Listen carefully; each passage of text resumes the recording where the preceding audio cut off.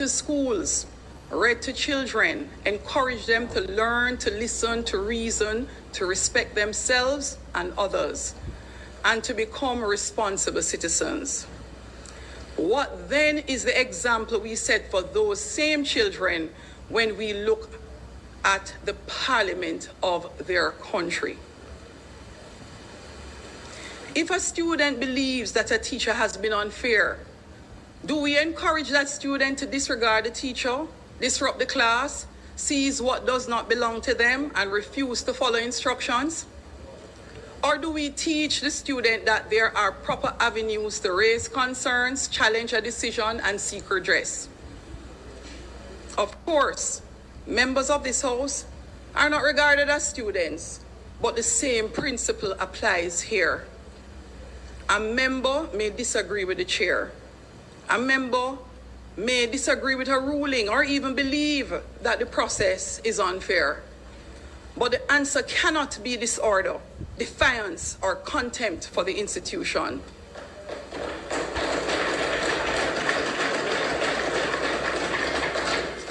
The standing orders itself provides the avenues by which members may raise objections.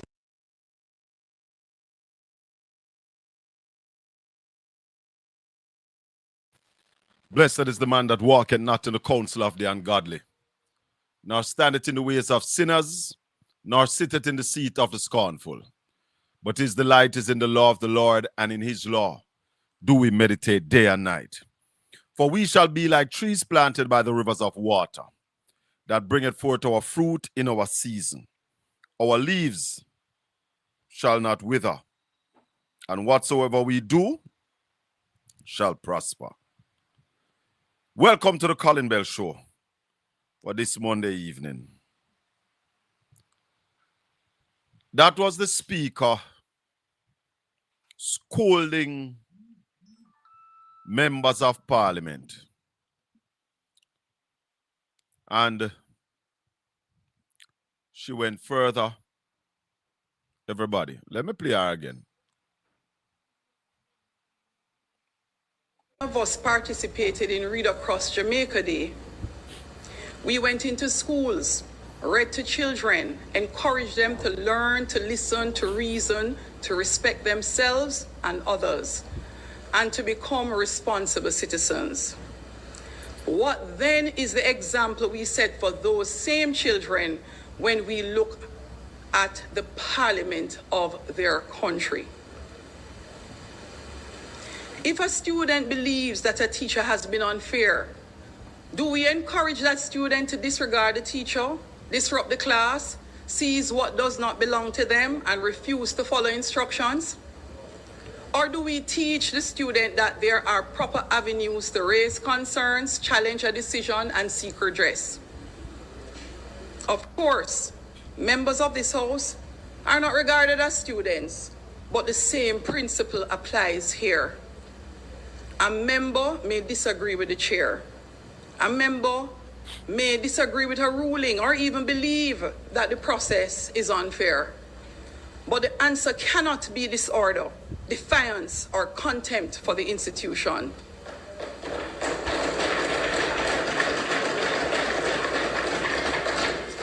The standing orders itself provides the avenues by which members may raise objections. Thank you. So, also this. The person piloting the bill, that's not a joke, you know. 5, 6, and 7. Oh, you don't ever do that, member. Marshall, please. Angela Brown-Burke, I name you. Outside.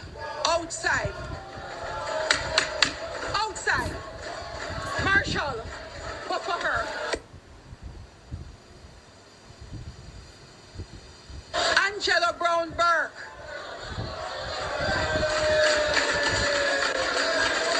Members, I name Angela Brown-Burke and ask that she be removed from the chamber. Those in favor? Those against, the ayes have it. Member outside.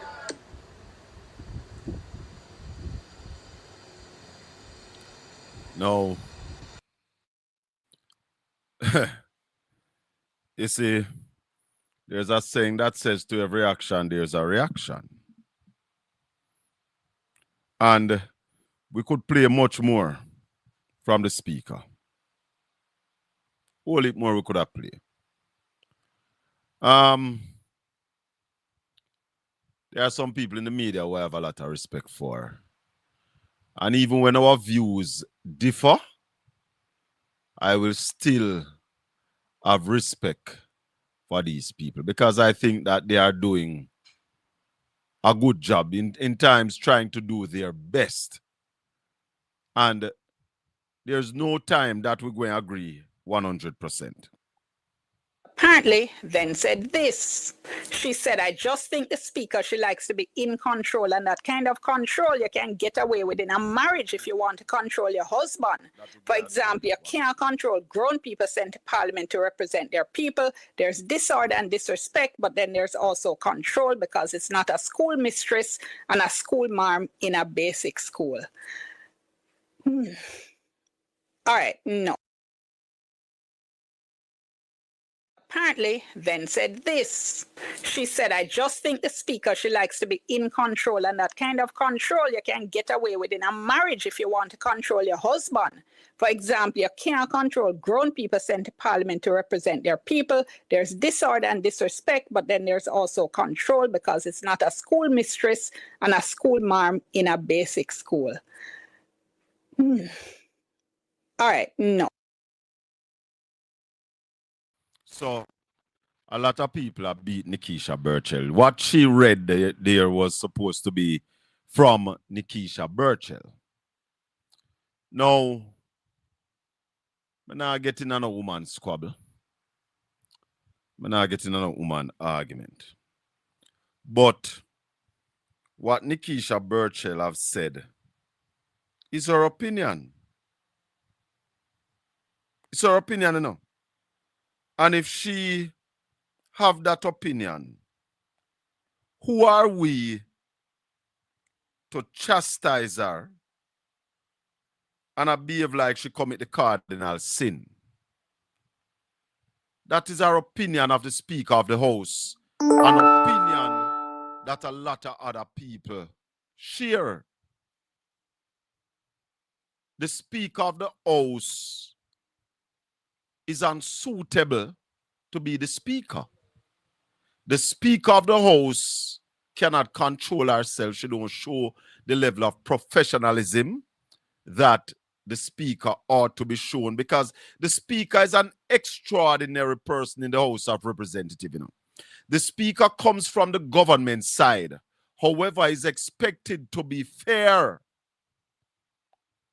So we know we are human beings, but for the most part, you have to try your best to play the role. Madam producer, just a sec. And the Speaker have been failing miserably to play her role as a fair umpire, referee, or Speaker of the House. Whichever one you want to call her, she has failed. Turn off the background. Turn off the background, there will be. So when Nikisha Burchell make the statement where she make, a lot of people might be upset with it, but it's rather unfortunate that the Speaker of the House behaves the way she behaves, and therefore put up herself with these kind of statement. Finally, the PNP have somebody who speaks their mind. The GLP of Warmington who disrespect people left, right, and center. So what y'all talking about? That's not disrespect. That's Nikisha Burchell sharing her opinion. Now I have Obi on the line, but before I go to Obi, I want Obi hear something from this one here. Listen to this one here. Then you, as a parliamentarian, should be abiding by the standing orders.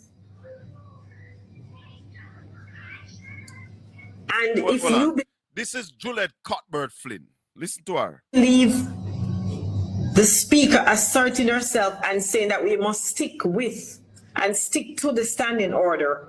And you cannot show me or anybody in this country where the speaker was wrong by sticking with the standing order to say that if you needed permission to speak or dialect or patois, then you knew what you had to do. You were supposed to ask permission and you didn't.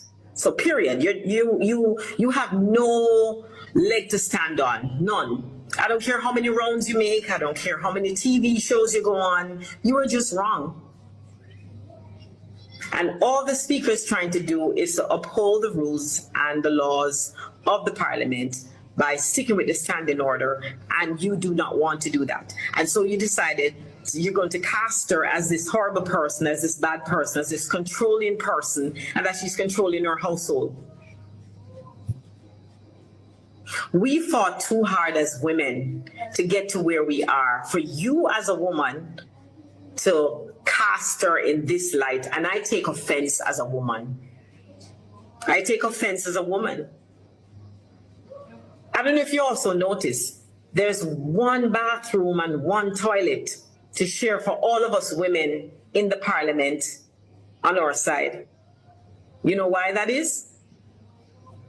Because for decades, ma'am, the parliament was controlled by men. If you look on the walls, it's all men faces.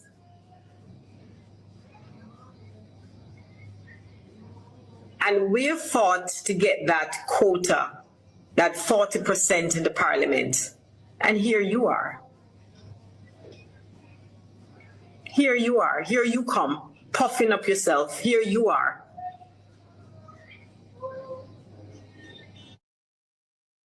I wonder if you don't hear what Juliet Cockburn feeling say. On the walls in the parliament is pure man. That's a lie. That must, I have never seen those walls that she's talking about, but that cannot be true. Oh, maybe on their side. Because Jamaica's had a woman prime minister. But it's rather shocking to you that there's one toilet for all the ladies. Well, she say on her side again. So maybe the GLP set of toilets are one woman over there. But that is also strange and shocking. I don't know, but she says one toilet for all the women. So on their side. So, I don't know if more than one over the PNP side. Obi? Hi, Colin. How you doing? Me there, brother. Me there. Listen, you know, the more things change, the more they remain the same. When you listen to nonsense argument, I wonder if Juliet Cockburn Flynn, somebody that so many of us had admired in her athletic career days, you know, when she cupped silver medal for Jamaica and so on. And we had some level of admiration for her. But since then, Juliet, she had basically brought herself to the lowest common denominator. One would remember things that was captured and taped with her, laced with expletive, you know, flagging members of her constituency, having zero regard and zero respect for the ordinary folk. So maybe because those persons were deemed to be ordinary, she believed that it was okay for her to use all sorts of expletive and class them. But here it is. She believed that Mrs. Holness is a queen in the parliament and she's above criticism. I dare say, Colin, I listened to the clip from colleague Diane Jackson-Miller. And, you know, Diane operates in mainstream media. She operates within the social media space as all of us does, right? So I have that dual role as well. And I'm saying that I vehemently disagree with Diane Jackson-Miller. And I must say, to her credit, and I agree with her. She said that when you are in the politics and indeed in media, you have to develop, and I'm paraphrasing a bit here, but the essence of what she's saying, you have to develop layer of skin. You have to have thick skin and broad back, because the criticism is going to come at your left, right, and center. And I'm absolutely sure that the member from South St. James was very much or is very much aware of the lay of the land. But certainly, Colin, what she said is absolutely true. We know that the domain of the house is really that domain of the woman, right? I'm talking about the woman at home. And what she said is patently correct. The kind of flexing of muscles that one would be doing at your house in terms of controlling your home space. The parliament is a different space because nobody come to the parliament on their own volition. They all were sent there by thousands of votes from their constituents, right? So they must be accorded the various privilege of basically speaking, making their points, and so on and so forth. So, I mean, this hullabaloo and this, storm in a teacup is absolutely ludicrous, and it is hypocritical at best. As you correctly pointed out, Colin, when Warmington, a then Minister of Government, described my friend and brother, Colin Anthony Shackleford Bell, as Ching flies and flee, where were Juliet Cuthbert et al.? Where were they? Colin? Yes, man. May I listen, you, man? Where were they? I keep warning them in a Obi that anything that happened to one human being can happen to you. I keep warning them, but them not listen. If Juliet Holness have her behavior and her style in Parliament, and somebody characterizes it as Nikisha Burchell did, what a problem? You don't see her behavior. Absolutely. You all don't see the speaker's behavior in the Parliament. Apparently not. And Colin, there are two things I'm going to basically just dovetail into one. The behavior of the Speaker of the House, when her behavior is called out, you have people within the Jamaica Labour Party inside the Parliament and their trolls and whoever else come and said, listen, people are belittling the Speaker because she's a woman. The fact of the matter is Violet Nielsen was the Speaker of the House from the People's National Party, the late Violet Nielsen, performed with aplomb, right? Everybody from both sides of the house will talk about that lady and told you how she marshaled the Parliament. On the other hand, in the upper house, you have one Syringa Marshall Burnett. I remember, as a younger person growing up, she was like this staple when you hear about Syringa Marshall Burnett. Is the dignity and decorum also Violet Nielsen that they brought to the Parliament of Jamaica in terms of the leadership that they provide when they sit at that chair, in that chair as President of the Senate and certainly as Speaker of the House. We can't say that for Mrs. Holness. And Isabel Rose, hold on. Hold on. And Isabel Rose, good evening to you. Happy to see you in the chat room, ma'am. Of course, great mind thinks alike. Continue. Obi, hold on. Yes. I want to walk away from this a little bit because this here segment here of the program is mine, but I'm sharing it with you this afternoon. Yes. When we look at all that is happening, Juliet behaving bad in the Parliament, Nikisha stating her opinion of Juliet's behavior, some people vex. I started this morning to researching self-respecting democracy. And what other countries do when you have a prime minister whose statutory filing is not certified. And I looked at the whole thing and I saw Marvin's petition and why this petition is critical. Because nowhere else in the world you can have the leader of the nation statutory filing in a democracy, a self-respecting democracy, a country with morals, to have the prime minister or the president or the leader of that country's statutory filing not certified for 1 year, much less 4. And that person continues to serve as prime minister. And the country does not really get serious, because when I do my research, it says public pressure normally comes to bear on whichever leader is in this position, and the leader would have to step aside. And we have Prime Minister Andrew Holness serving this noble country. Is it still noble, Obi? Well, that's a critical question you're asking, because all of those words, noble, honorable, and all of those sort of things, seems as if they have gone through the window. And you know, it's Colin, referred to as the most honorable. Jamaicans are not sick. Jamaicans, my friend, you know, all right. you know, Colin. That's a very good question. I was at the car wash today, and I can tell you, a number of persons are saying that, listen, them don't know what happened to Jamaica. They are prepared to go there, Colin, but they want leadership to take them. People are not just going to get up and go out there, so they need leadership. And these are the things that are on people's lips. Remember, you know, Colin, when the ordinary Joe, even somebody in the public sector, run afoul of this situation by not filing.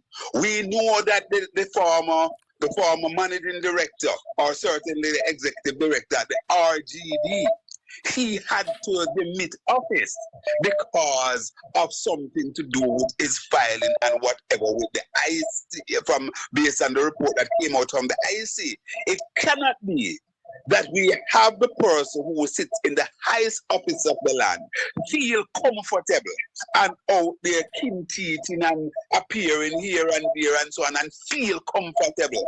Feel Andrew Holness as Prime Minister should be afraid to leave Jamaica House. And when I say afraid, not that people are going to hurt him. Morally, but if his morals were intact, if his morals were intact, Obi. That's it. Because we know we have to be careful when we speak, Colin, because people are dying. So basically, so there goes Obi, I say Prime Minister, to be afraid for God. We don't mean physically fear. We mean if his moral compass was working, he wouldn't be able to come out and be so bravado and go on and no. Absolutely. He would be cow and shame and hang on there. You know, Colin, there is a situation, you know, sometimes all of us that decent, sometimes you do something, you know, you do something and you basically know that you're passing. And you literally hide past the place because you're so ashamed. Nice. What a brethren of mine was saying to me that some time ago when he was paying rent, you know, 1 month his rent was he was late with his rent. And what he did, he stayed out a road until 12 o'clock for him go home because I don't want him landlord to see him before him have the rent. Shame. Yes. Basically. Yes. But the Jamaican people now must. The Jamaican people now must come to their senses, man. Yes. Peter Bunting, the member for South Manchester, says shame tree no grow a Belmont Road, and it look like it now grow a Jamaica House neither. Listen. In Colin? Yeah. Listen to me, man. What is happening in Jamaica cannot continue to work. I have interviewed I have invited Marvin to come talk to us this evening for a few minutes just to explain the petition and to basically say to the people why this petition is critical. And I'm saying to the people of Jamaica, if you are thinking about the interests of this island, if you are a proud Jamaican, and when you go abroad and hear the Jamaican name or somebody say where you're from, you are proud to say Jamaica, then Lord God Almighty, man, our credibility must mean something. Our reputation must mean something. It can't be. Indeed, Colin, and let us just pause to big up the young man, Marvin. You know, hail him in a big way, really showing a lot of courage, cojones, and so on. And really and truly, Colin, you know, among the cadre of us, you know, people like Andre Stevens and a number of us who are really just out there, putting ourselves out there, even one would say in arm's danger, because we know that we do it. We know that we do it doing this at a risk, but we must stand up and be counted. Jamaica, we are calling on you to join us in this peaceful revolution, because it cannot continue. Jamaica cannot continue like this. It can't be business as usual. And Colin, this is the reason. This is the reason why we are making the connection. When you look at the Bengal situation and you look at the principles and the antecedents of those persons that the Prime Minister is using our taxpaying dollars to basically challenge a ruling out of the court. And this is going to be about the 5th ruling that the Prime Minister is challenging. It was basically shut down by NEPA. It was shut down by the NRC. It was shut down by other agencies. I think the court has basically shut it down twice. And here is the Prime Minister again going, I think, for the 5th time. What is this? And can we basically make the connection and connect the dots as to the connection with NARA? And this is one of the reasons why we must all stand up. Yes, Colin. As I tell you, I have a guest coming on. So make we talk a little more. Bless you, my brother. Bless you. Bless you. One love, brother Brian. I have one love. He's in the chat room. I promise I'm not being. But I want to play this Senator before. Morgan, you know me well. CVM. I need to play this before I bring in. But let me tell you this. This general, yeah. Let me tell you this.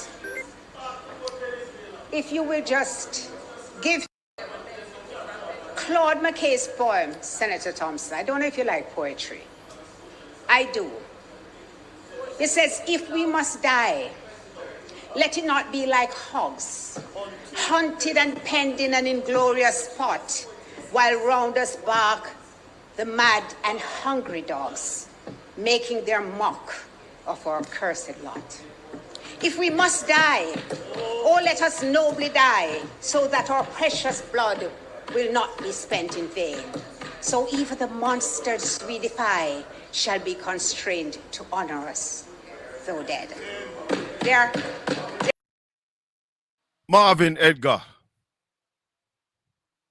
Blessings and welcome to Portland Spice TV, my brother. Unmute for me there.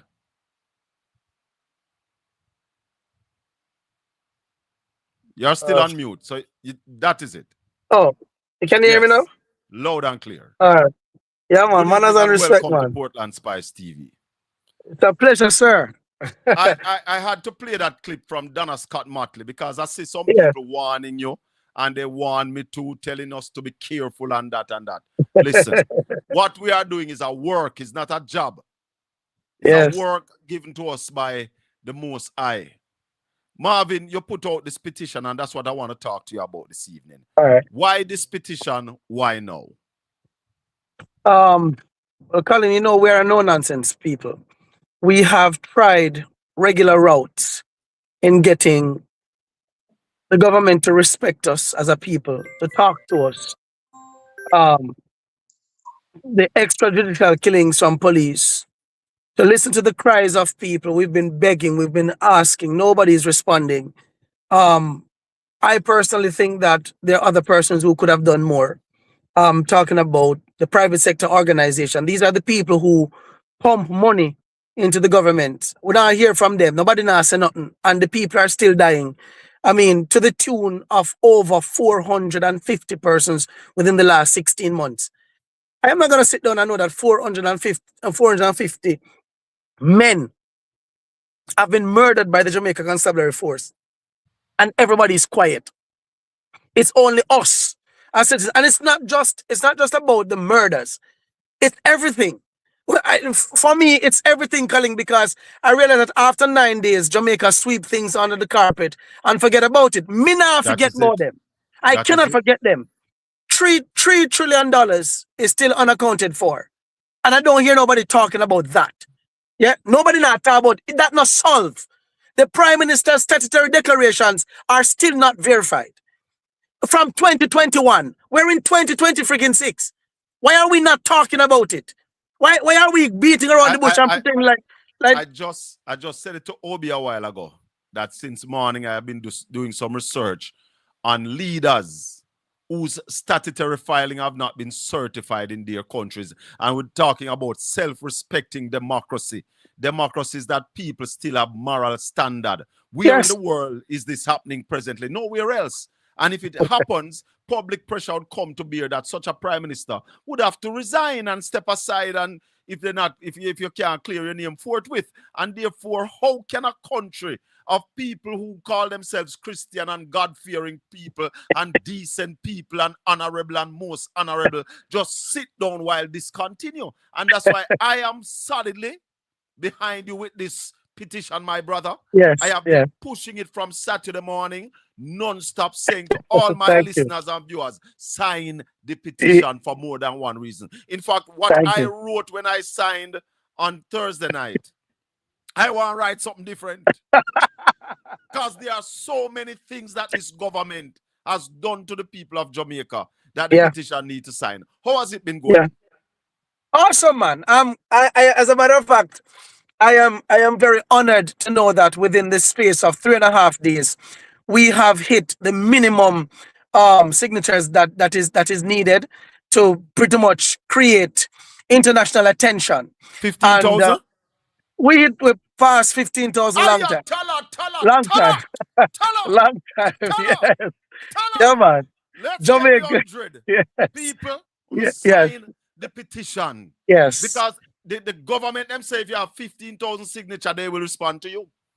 Yes, and we are over 16,000, well over 16. The last time I checked, we are over 16,554 so far. Oh, there you go. So the last time I checked it was about 3 left for it to reach 16,000. So I knew that it would have done it since I last checked. So people are responding, and for me, Colin, I am not satisfied with 16,000 signatures. No, we need 100. No, we need 100,000 signatures. Yes, please. We have about 36 days left. 36 days left, wherein we need to meet the bigger target of 100,000. Because for me, I don't want no minority, because this is not the minority problem. I want to see if we can get 100,000. I know that we have more than 100,000 Jamaicans that are dissatisfied with everything. Colin, it's everything. The thing that drove the nail in the coffin for me was to have learned that this government still have money from burial. And poor people money. That's the wicked thing about this, you know. People sacrifice a $20, a $100, a $50. Burial from burial is 130, 1,000 them are from burial. Colin, people get up in a snow. I have a cousin who live in a Connecticut. When me there Connecticut, them man they get up from 2 a.m. in a snow, gonna work. Then the man they contribute to the fund. This is a Jamaicans can get what they need. And you're telling me that the Jamaican people have sat down, and still allow this government to be doing this, like this, no matter who you are, labor right or not. How can you not be extremely outraged if you know that people still are under tarpaulin? People call me every day calling hungry like dog. I am still making sacrifices. I have cashed out of my investments at a loss. So that Jamaicans can yam. So that Jamaicans can eat. And the government have money sit down the same way. So, and then the insult that these people are adding to the injury is that you have Marlon Morgan and the others who are defending it. Defending it. And I try to find excuse just upon if this government had been a government that, all right, our hands were caught in the cookie jar. Let me really apologize. Jamaica, we're sorry. This is the plan, Jamaica, it should have never happened. And we know But there's no accountability. All we have is a bunch of people who just laugh in our faces. Sit in parliament. I saw them sit down, you know. You know, sit down in that parliament. Move yourself from there. Sit down there, Colin. Shut him out. Shut him out. What do you know? These are people. While they are doing that. September 3rd gone. Yes. While they are doing that, there are people who are hungry. There are people in West right now when not have no light over 7 months, no light, not have no water, not have no house, not have no job. There are people who is by the grace of God and God alone. That they're still alive. Yes. Like, for the love of God, why is it that we as a people are constantly allowing a government to do this? It's not a one thing when they man them, you know, and it's not a one thing or a two thing or a three thing. There's so many reasons for this government to be in prison. And that is why I called out Justice Sykes, Chief Justice Sykes, the other day, and he responded in a post. Yeah, man, he responded in that post. Him now, I respond to Marvin, but I called him out as it relates to the extrajudicial killings and the fact that the government up by Huey with the scandal of billions of dollars again. Christopher Tufton went from the drill thing. It's like we just keep the disrespect. I don't know if you're the one that the integrity, the Ministry of Health is refusing to hand over 8 employees' file to the Integrity Commission for investigation. Man. Yeah, man. Yes, them says a breach of people privacy. Yeah, man, hear them. What kind of things are happening in Jamaica? And I promise you that those files are not going to be handed over. I promise you. You have a Prime Minister who overruled NEPA and forestry. The court say, Prime Minister, to do this, you should feed us with the kind of information that you have. You gave us no information, but you overrule the authorities and ready to mash up the environment. And the Prime Minister is saying that they are going to appeal that ruling. I mean, this is not the first, second, third, fourth, or fifth thing that the Andrew Holness is appealing. He's always appealing. Always appealing because he's stuff. Always losing. And he's always losing. He's always when the man lose, the man come and paint it as if he won. As if he won. You know, he's telling people that he's no longer under investigation by the Integrity Commission. Yes. But that's true, you know. That's true. He's not under investigation by the Integrity Commission. He should be under investigation by the police, but him put him friend there. So him friend start the investigation, and furthermore, him carry to court to basically put pause on everything. And I am saying to the Prime Minister, if your statutory filing for 4 years are not certified and cannot be certified, and you can't sort it out in short time, you need to step aside. Step aside. That's one of the reasons why I'm signing this petition. I was just about to tell you. No way that Xavier Main should be taking the government to court because of his statutory filing as well, and sitting in the parliament, or still be minister or junior minister in the Ministry of Finance. We don't need to step away from a cabinet position, continue as member of parliament, because the people put you there, but these high office that you don't have, where statutory filing not up to scratch, you must walk away when you sort out your forward. Yeah, man. Yeah, man. And I guess, having said all that we have said, are the many reasons why this petition was created. This petition was created because I need accountability. And if you notice the names that are listed there are particular regarding why you didn't have the Speaker of the House in it? No, man, because the ultimate goal is to have the entire parliament be dissolved.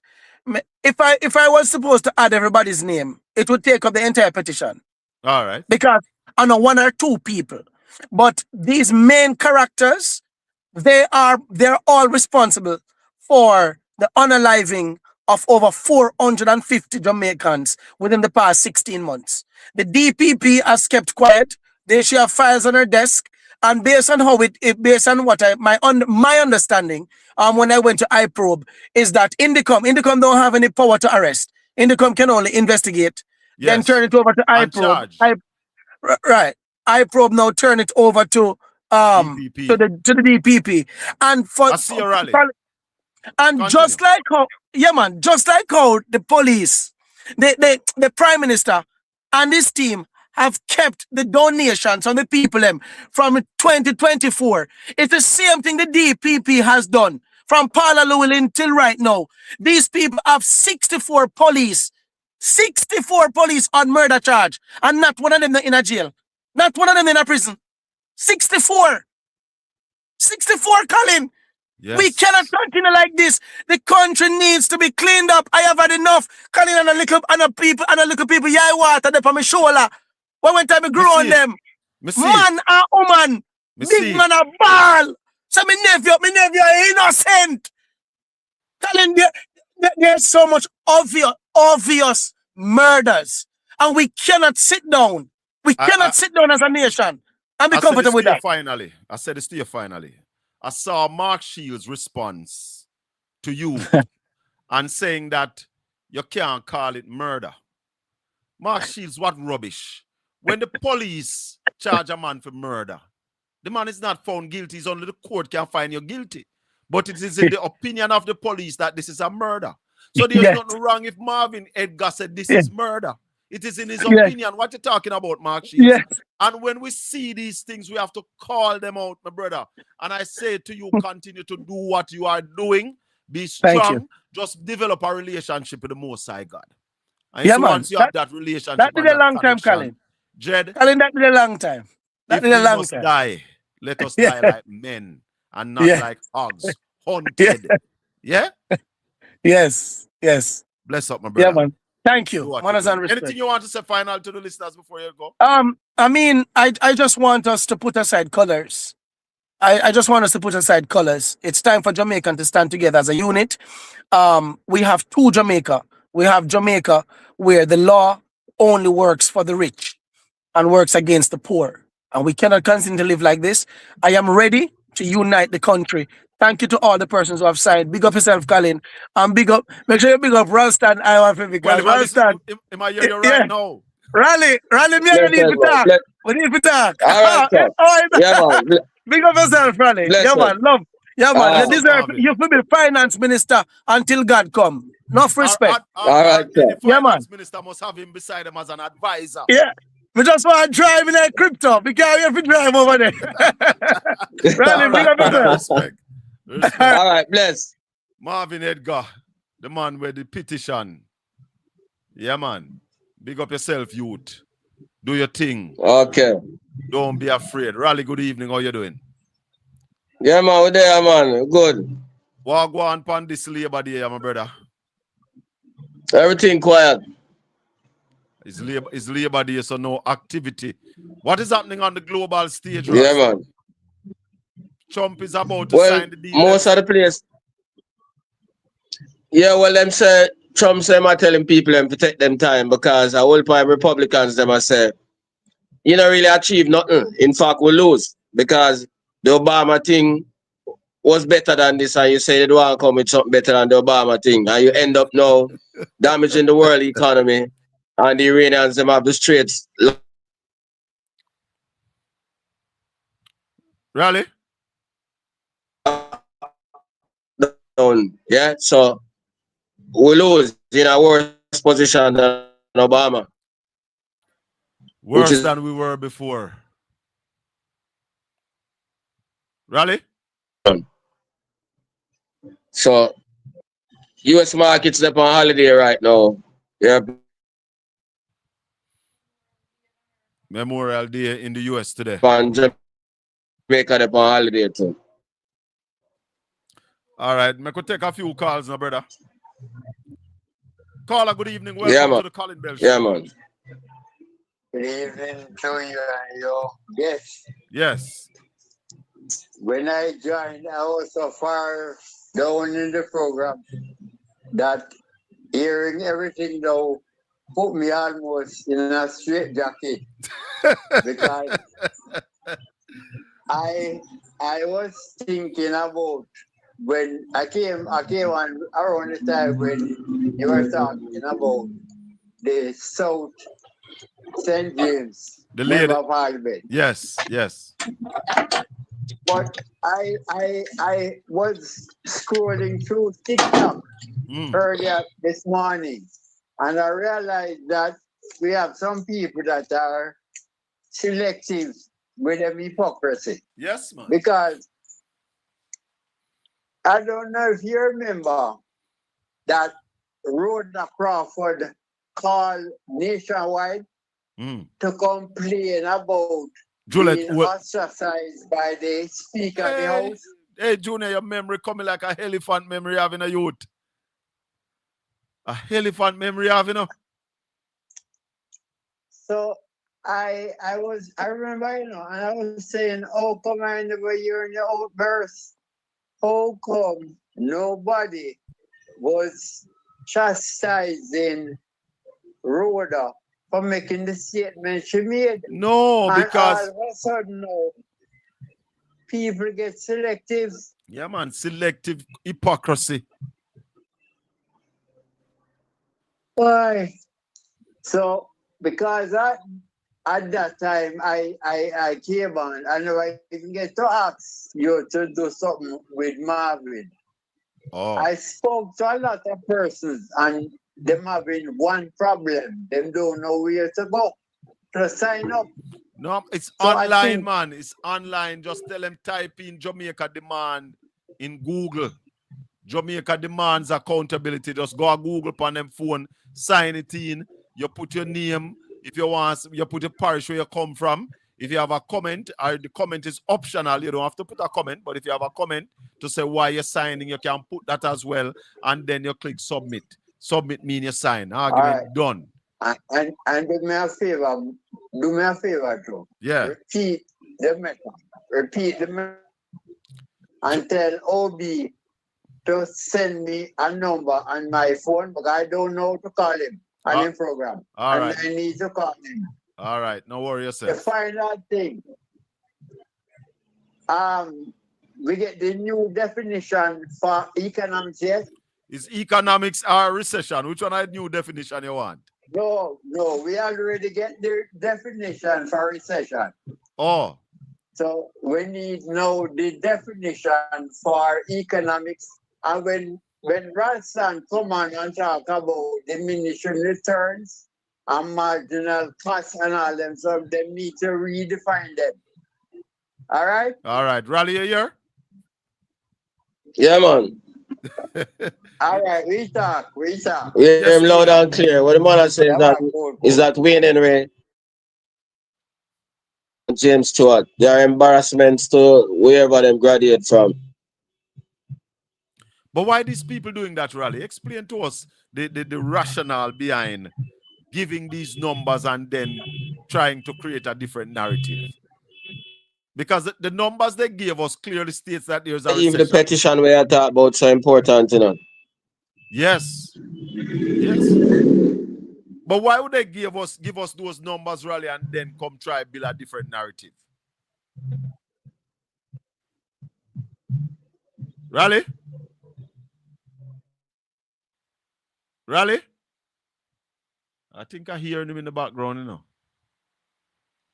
Let's take the call in the meantime. Caller, good evening. Welcome to the Colin Bell Show. Go ahead. Hello, good night, Colin. Mm-hmm. Good night to your callers and good night to Raleigh, if you can hear me. But did I just hear Juliet Cuthbert talking about women in Parliament and women in Jamaica? Yes, yes. I played a clip with her. So where was she for Buju? Why didn't she come out then? Buju is not in the higher echelon of society. Yeah, but do you realize that every time somebody say anything about Andrew or Juliet Cuthbert is always the one coming out to clean up. But go listen to Juliet's speech. She always have something to say. In her piece, she no recognize Portia Simpson Miller, you know. That's what I get from it, you know. There's still no recognition of the female prime minister provided to Jamaica by the People's National Party. She don't recognize Portia. Here she said on the walls in the parliament is pure man. How can that be when we had a female prime minister? Exactly. How can that be? But anyways, Rally, you're Collie, back with us. I'm gonna ask you to do. Yeah, man. I'm going to ask you to do me a favor. Can you do me a favor, please? Let me see. Go ahead. Let me see. Hear the favor first. So you know the tape that Juliet Cuthbert did with them expletives upon it. Me now play it on this show, yeah. Want you run it. On this show, yeah. Enough to run it tonight, but I want all of the bloggers, them, you including, just run it. I used to Rhoda Crawford interview pan nationwide. I want you to run it. All right, cool. Yeah, run it. Play All it right. back. Replay. Yeah. Yeah, man. Rally. Want you to run it. Enough to Rally.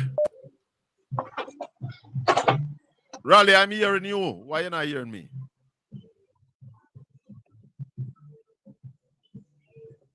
Yeah, come send Rally a message. Rally. I'm not hear him. He's online. Think I am hearing him in the background, but he's not hearing us. Caller, good evening. Go ahead, please. Yeah, good evening, Colin, and to everybody in the chat. A blessed good evening. A couple of things let me just run through quickly.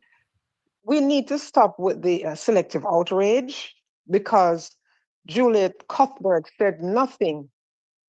Yeah, said nothing when Homer Davis and Sinclair, Senator Sinclair, spoke disparagingly about Nikita Bertel a few years ago. She said nothing.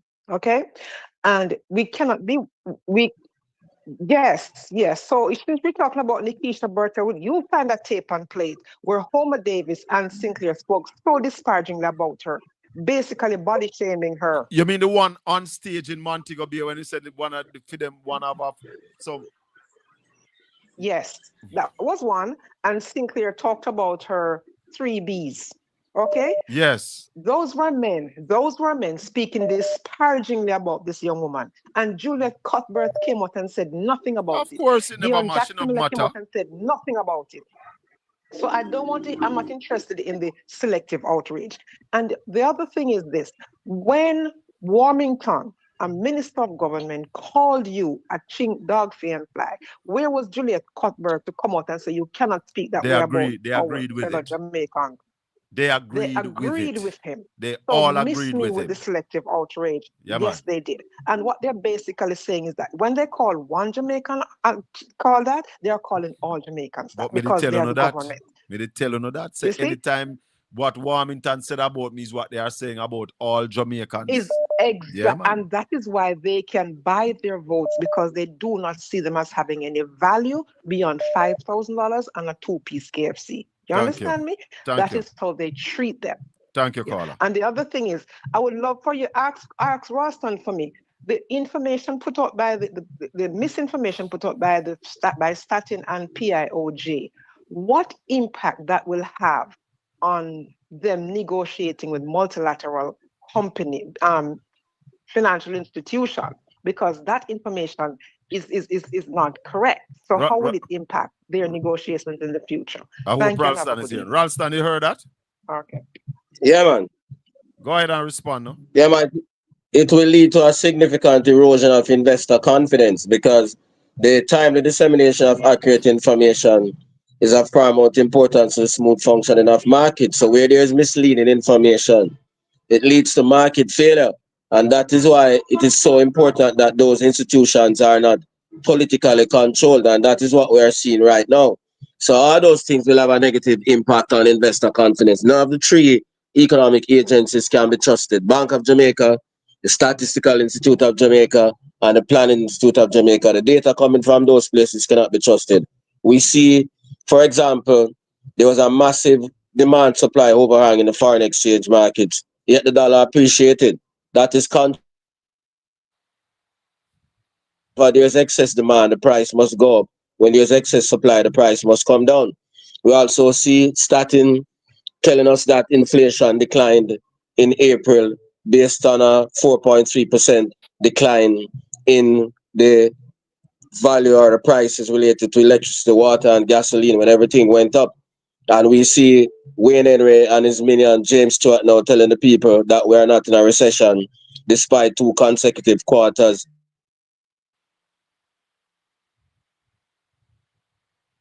Raleigh? Where's Raleigh? Raleigh! Is lose rally again? Man, can't continue this way. Cannot continue this way. Caller, good evening. Evening, Colin. Yes, Marshy, Wagwan. Me there. You know, Juliet, may I get an echo? You know. Hold on. Clear the thing in your background. Where I listen to. Yes, Raleigh. Hold on, Marshy. Yeah. Despite 2 consecutive quarters of decline, and they are even projecting a third. Yeah. So despite a 260 billion drop in real GDP over the last 2 quarters, they are telling us that we're not in a recession. I had a discussion with a senior lecturer from the University of the West Indies today, who even taught Wayne Henry, and he found it laughable. Yep, laughable. Wayne Henry is an embarrassment to the University of the West Indies. So, Raleigh, when they do this, and we are expecting to draw down, we still have what? Nearly $3 billion worth of US to draw down. They're calling from the I'm back. multilateral. They're trying to shut us down, but I'm back. Yeah, man, I'm saying when we hear all these mumbo jumbo from these agencies, and we have this $3 billion still to draw down from the multilateral, what is happening with it? Colin. Raleigh, you're not Yeah, hearing man, me? I'm back. Yeah, man, I am hearing you. You're hearing me? Raleigh, we're hearing you loud and clear.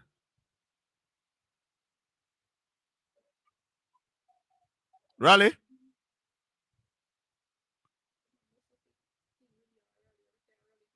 Yeah, man. That's why Raleigh need for. All right. Let me take him out. Marsh is still there, man. Go ahead, Marshy. Yeah, man. Hey, you see when the technology start to give problem? You hear me? When the technology start to give problem, you know, me not trust the labor right them, you know. I will never trust them. Raleigh. Because them have them thing where them go on with, you know. Yeah, man, I'm back. I don't know why we are Just like dropping out. So can you try the other instrument? No, I only me not have that one there with me. All right, so we need to try use the other instrument because I think them getting to us on this. Maybe them know the connection, they know your number, them know the link. Yeah. Stop. Yeah. Yeah. So man, go on. You can't trust them. Yeah. Yeah, because everybody else come on, the feed is proper. Perfect. They are on until we finish with discussion. No matter how long the discussion is, even when they come on by video, which takes up more bandwidth, because you're not taking up much bandwidth. And right. Therefore, and as me come on, I will put interruption. Yeah. Lot of interruption, brother. So we have to use the other instrument where them don't know the link there.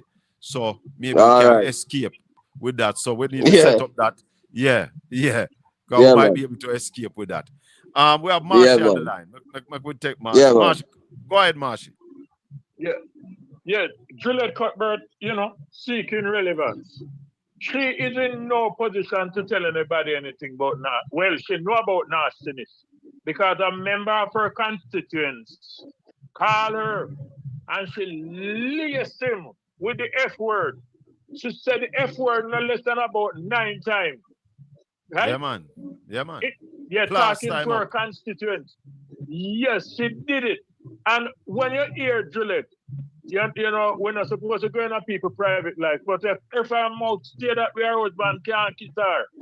She's very rude. Her mouth no stay good. And Nikita Burchell never cuss anybody word. Not one. Never. She just share her opinion. Yes, and somebody must stand up to Miss Agnes because she run the parliament like how she can't. Well, yes, she maybe can't do Andrew Wellness stuff. She's very rude and out of order. And a journalist called her to talk to her about water that her constituents complaining about. And she was very rude to the journalist. Go on, do your due diligence. I'm not water commission. Don't call me. I told you this, Marshy. Me hear Juliet Wellness with my ears. And nobody tell me. Tell a constituents the SYM. And me think me know what that means. Yeah, man. And Right she now over in a East coming to Portland. talk to the Well, I Queen never of the tell the West. people where it happened. It happened from Bonebrook Avenue in Eastern Portland in Port Antonio. Yeah? I wonder if at the same place. I wonder if at the same Wellness. place the rivers they tell the commissioner of police or somebody down there, superintendent. No, a whole heap of expletive. that was in Buff Bay. That was in Buff Bay. Okay. Yes. So you see the them behavior this. So Juliet Wellness, basically not Juliet Wellness this time. The other Juliet Cuthbert. It's best you shut your mouth because you only make yourself look worse. You're very good at coming second. And Florence Griffith join a teacher that. Oh, you come second. All Juliet right. a long time, you know, you're smart this one way, you know, Juliet. Me used to sit down on a bougerie betting shop. Right at Church Street and Taunton Road corner and watch you walk on Mark High School, you know. All right. You could have really walked fast, and I'm not telling a lie. But All right, no rude to Nikisha. You are very rude. Don't come around with anybody around here. All right, Marshy. Big up. Yeah, Raleigh, the question I was putting to you was that when we give out these wrong numbers and we still have about 3.2 billion to collect, to draw down from the multilaterals, what is this saying to them? Well, it's saying to them that the data that we are giving out cannot be trusted. So the multilaterals will grill them more because those things lead to an erosion of investor confidence. So the same thing with them tell the people, and them can't tell the multilateral agencies that. Will the multilateral agency take from this that they don't understand the whole economic cycle, or is it that they are telling the people one thing and giving the multilaterals the right figures? They are telling the people one thing and giving the multilaterals the right figures because they can't go to the multilaterals with this because this government, this party, the multilaterals already know about the history of this party in terms of how they deal with international agreements. Yeah. So they can't pull the multilaterals. But I want you to do something for me, Ralston Hyman. Explain to the Jamaican people when you get into a recession, at what stage can you say that you are out of the recession? All right, simple. A recession is defined as 2 consecutive quarters decline in real GDP. That is GDP after adjustment for inflation. You have different kinds of recession. You have a V-shaped recession where you drop for 2 consecutive quarters and then the third quarter you get up back. Then you have a U-shaped recession where you drop for 2 consecutive quarters and you stay at the bottom for a long time and then you get up back. And then you have a L-shaped recession where you drop and you don't get up back for a very, very long time. All right. But which is what we're headed for because, go ahead. Before you go there, so we're at what stage where the numbers have to be before you say that you are out of the recession? You have to go back to simple for the people. So we're dropping a 7 feet hole in the last quarter of last year. And in the first quarter, we were still 5.9% in the hole. You have to come out of the hole by the 5.9% and go back to 1. Because when you come out of 5.9, you know at 0. Yeah, you have to clear the hole. You have to clear the hole first. And start grow, yeah. What the man from PIOJ, what name? The fellow named James Stewart. Yeah. Yeah. Stewart. What he's saying to the people is that when you're dropping at that 7.1 meter hole, once you reach 7 meter, you're no longer in a recession. You know what he's saying, you don't have to come out of the hole. Once you move from the bottom and start come up, you are showing growth. No, rubbish.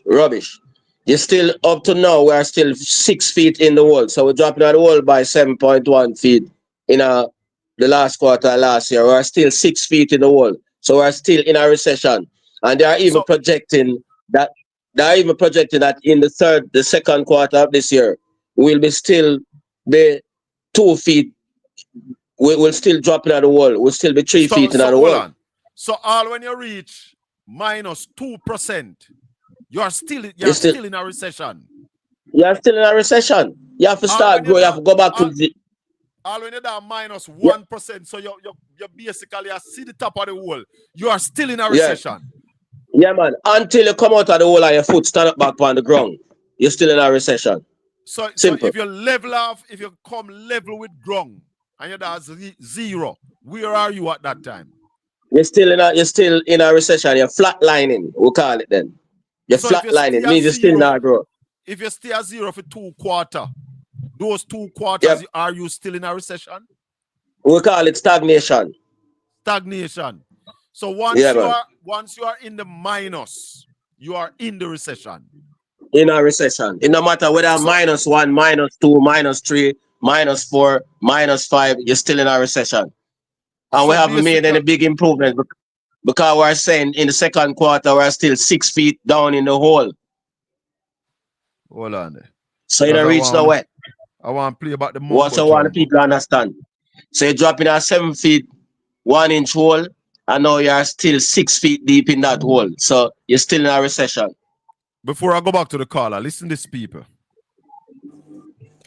A heavy cloud of grief mixed with anger has blanketed Granville and St. James. This after Latoya Bulgin was shot. Not that. Reportedly during that, an altercation with police personnel who were responsible. Hold on. Because I played this mumbo jumbo for you the other morning. When this come on my phone, that I have disappearing message. I don't do disappearing message. Where that come from? You know, I lose the clip. I lost the clip, but I don't do disappearing message. I will get it back, but I lost the clip with the mumbo jumbo. Hold on, man. I have it. That fella should have been fired instantaneously. He's doing a disservice to economics and to the PIOJ. Damage the reputation of the PIOJ. Wayne Henry and his team. This is crazy. Very crazy rally. Wow. Them things I have it, me still have it. I'm gonna find it and play it. God, them don't know me. They don't know me. Massive embarrassment to the field of economics. They should be ashamed of themselves. Because not even a 6-year-old can't give them the argument that this man are giving. Hold on.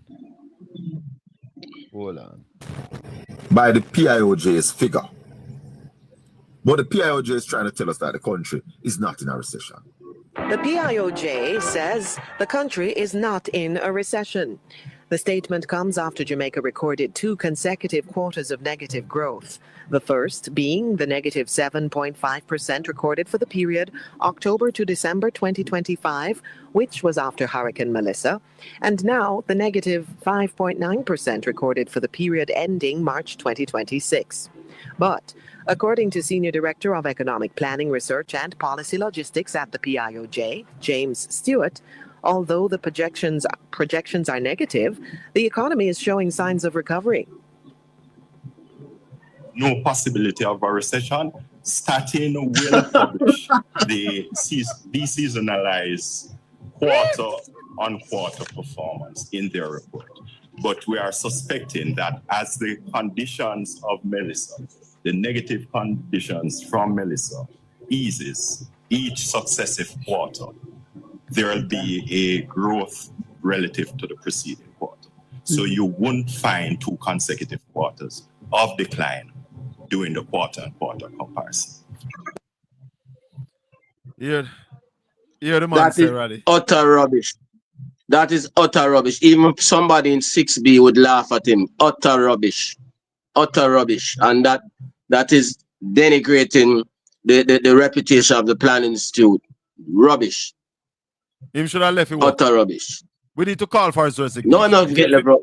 Yeah, man, him get fired. No, but them now go fire him. We have to call for his resignation because obviously he's suiting their narrative. Yeah, man, but he's not going to resign. I know. Yeah. Let's take the call. Hello, good evening. Good evening. Welcome to the Colin Bell Show. Good evening, Colin. Good evening, Uncle Ralston. Good evening to my fellows in the fellowship. First of all, the first thing that Uncle Ralston talk about, quantitative measures analysis from data collected by Stats Jamaica Statin is false data collection, false quantitative measures that they're asking, no analysis that they're asking us to believe. Uncle Ralston is 100,000% correct rubbish. This information that Statin give out is what the government use to what? To peer into all these services, to provide services to the people, to give money to these sectors that is needed. That is what statistical data is, Colin and my fellows. And we all know that. The next thing, if you give false things, Colin, you cannot do correct forecasting. There is null forecasting. The next point that Uncle Ralston have made clear is this man when you P something. If Uncle Ralston give you three, my fellows, 1L, 1U, and 1V. When you have it visually look funny, which party meet, where the next one meet to the next one to come up on the curve, on the line, on the bar, or whichever way. It's there. So if you know meet back where start up at top where did reach and drop down, a recession, we are looking it visually. Yeah, but the man Whether need to it come. is a The man need to come to the front of the line and come answer some questions if they believe in them data where them are out. Exactly. No, but they can't believe in it. That's why they stay behind and trying to think that everybody is full. Quantitative measures that have to use to analyze data must be what? The data must be correct. You understand? That's why sometimes when people do survey, they do plus or minus or how much this incorrection or false or whatever. This stating this woman must be fired. She must resign or whatever we need to do because investors are looking, as Uncle Ralston just said, investors will not invest in Jamaica with this kind of forecast that these people are putting out. It's incorrect, it's false, and it's misleading, and it's treasonous. The next thing, let us agree to disagree about this Miss Cuthbert and what Miss Nikisha had to say. Nikisha Burchell is royal. How she present, spoke, put clarity to what she is standing on, whichever platform she wants to go to, whichever space she's speaking it to, as she who feels it knows it. None of us has a right to start to critique her, said because we're going to use what? Woman. That is one of those misnomers that people use when they try to what? To put on this facade about it's about women. It's nothing about women. Absolutely not. And that's what I'm finishing with this. Uncle Ralston, stand your ground. You are the one that we have to rely on for what? For put on we part. To Jamaica grow or what we have to do to make Jamaica become productive. All right, caller. Correct? Thank you. Bless you. And truthful data. Yes. Bye. Blessings. Bolo Olande. Raleigh. Yeah, man. What constitutes a recession again? I know you tell we already, but people joining, and this is the Colin Bell Show. We're live on PortlandspiceTV. If you have not yet subscribed, subscribe. Touch the thumbs up, like, and share the channel. What constitutes a recession? Raleigh? I don't lose Raleigh again. I come like you man use the technology for one. Raleigh. It's 2 consecutive quarters of negative growth. It no matter how deep or how shallow. Once you have negative growth in a quarter, that continues the recession. Once the growth say minus. So I don't understand how this big man learn well. Man was supposed to go to school. I come tell we say you're now going to see 2 quarters of decline. What do you mean?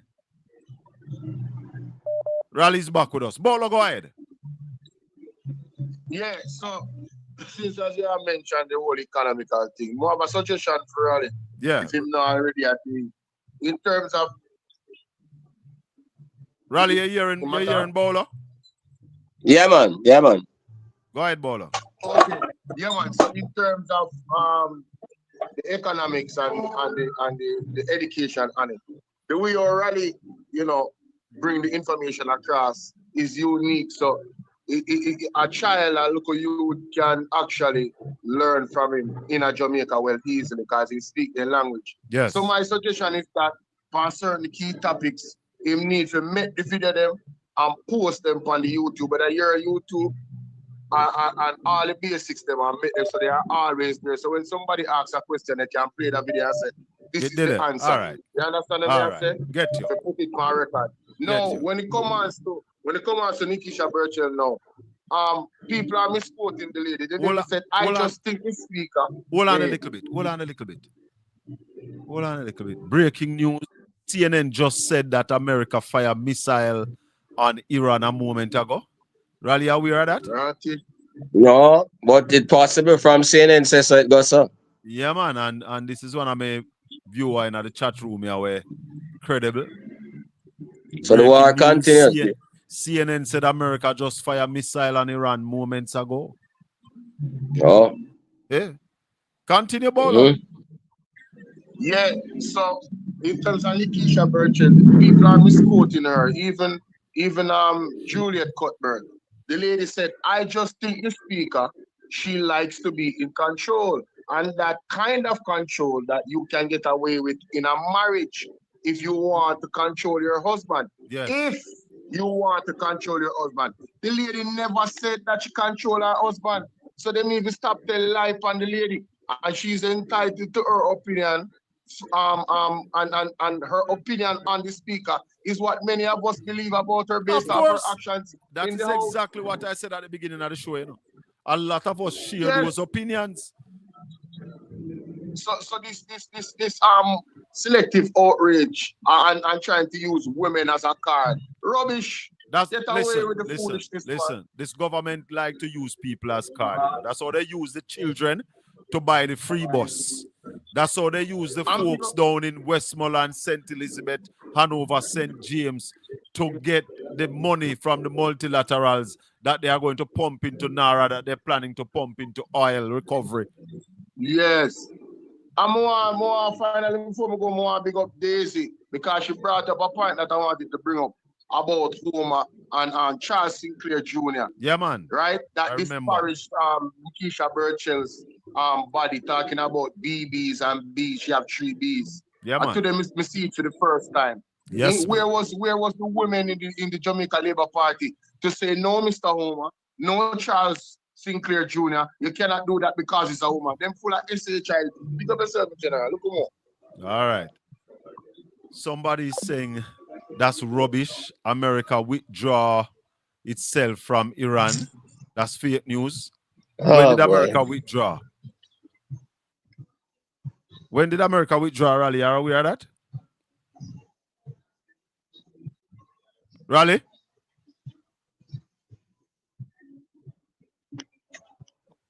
Raleigh is still there, but him not hear me again, you know. And I don't know why that keep happening. Raleigh, we have a Lego that instrument here where the whole of them know. Yeah, man. But me I hear you. Yeah, man. Pure interruption. Okay. Yeah, but you need to respond to me. I think you need to hear me. Now, Raleigh, with the war continues in the Persian Gulf and the Strait of Hormuz closed. We were talking about if this war continues until June. It looks kind of likely now. What are the predictions, Raleigh? What are the predictions now? What is going to happen to the global decline economy? Higher energy prices, higher interest rates, recession, global recession, falls in the standard of living right across, because everybody was projecting that before. Everybody wanted the war to stop in order to ease the current conditions. Now that the war continues, it means that interest rates will have to go because inflation will accelerate and we'll have slower global GDP growth, more unemployment, and a protracted recession. Yeah, in Jamaica, it is going to be worse because these fellows are in denial. They're not even recognizing what is happening on a daily basis internationally. To date, Ralston, the Prime Minister has not really addressed the country as it relates to the war in the Middle East. Yeah, man. Fulsomely. Yep. Well, not even fulsomely. None at all. That's a remarkably flagrant error. Yeah. Him says something at the parliament that people are saying we don't address the nation, but we've been doing and talk about the little way they do with the oil. No, we need a fulsome statement on what is happening and how it will affect the country and what we plan to do in order to mitigate the impact. The Prime Minister has not addressed the country in relation to that. Neither the Minister of Finance. No. We have a call on the line. Mr. Edwards, good evening. Good evening, Mr. Bell. Raleigh, good evening, Raleigh. Yes, sir. Colin. Yes, Vincent. I'm not hearing Raleigh that clearly, so you can relate it to him for me. He's hearing you very clear. The other day I noticed a commercial bank announce the sale of repurchased vehicles, some 150 vehicles. And now another one is also announcing sale for 70 vehicles repurchased. And the price of those vehicles telling you that is people who would have be at the high end with good salary. They repurchase these vehicles from. What is happening, Raleigh? What could have caused in this thing? Simple. Here what is causing it. We are in a recession, which Wayne Henry and his friend James Stewart trying to deny. So people are under pressure. They can't pay back their loans, and that is why the banks are repossessing these vehicles. So those are the signs of the recession that we are talking about, that Wayne Henry and James Stewart trying to deny. So those are the telltale signs of recession. People at high end can't pay back for their vehicles, so the banks are doing repossessions. And we will see it going down to the housing sector too, right across the board. Yeah. So I'm glad you asked that question. Glad you asked that question. But he asks the question and jump where me not see no more. Those are the telltale signs of the recession. So I'm glad you asked that question. But Raleigh, how people who have these loans have the same salary and cost of living, hold on, caller, cost of living going up, how are they going to manage this? They're not going to mind. So you're going to see more of those things happening. The cars are going to be taken away. People are going to lose their houses. All those things are going to happen. Standard of living, that is what we mean when we say the standard of living have a cut. Yeah, so those are forceful cut in the standard of living. Them just can't service the loans and meet them other obligations to their children and food and light bill and all of those things. Yeah. So when you see those things happening within the financial sector, non-performing loans are increasing. So it tells you that the recession that they're trying to deny, those are the practical signs of the recessions that they're trying to deny. And at a very early stage in the recession, Raleigh. Yeah, man.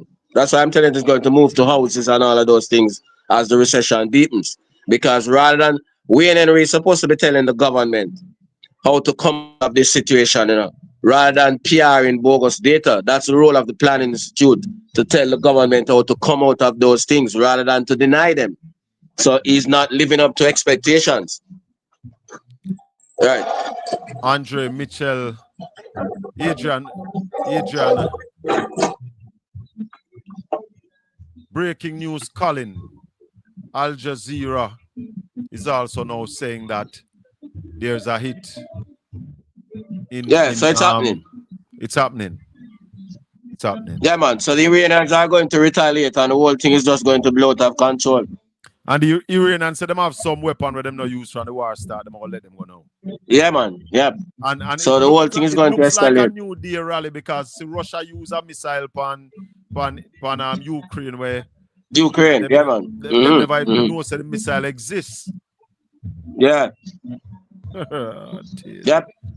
Caller, good evening. Welcome to the Colin Bell Show. Ralston, I'm on the top economist is on the line. Good evening, Colin. Good evening, Ralston.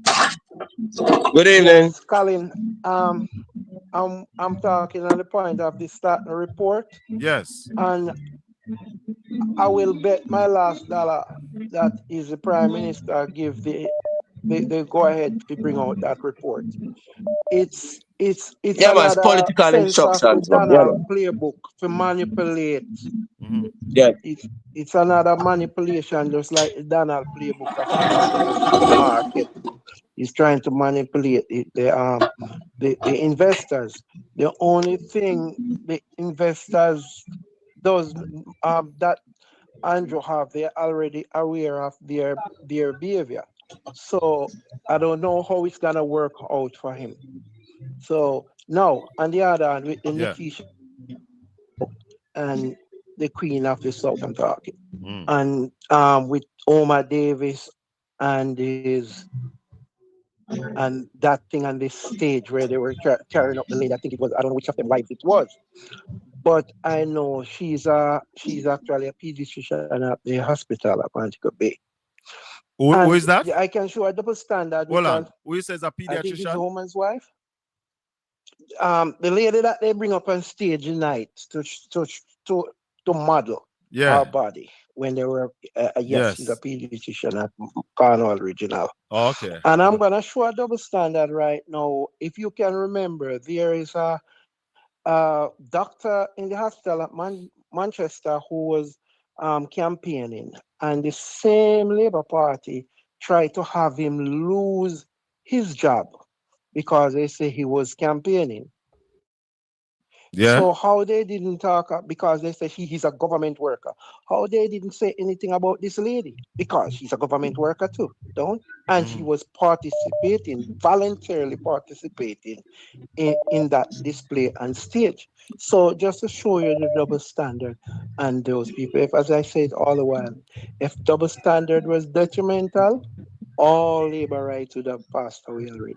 So, Trust me, Colin. bless you. All right. Yes. Somebody's telling me who owns Bengal. His father is Vivian. Yeah. We know that long time.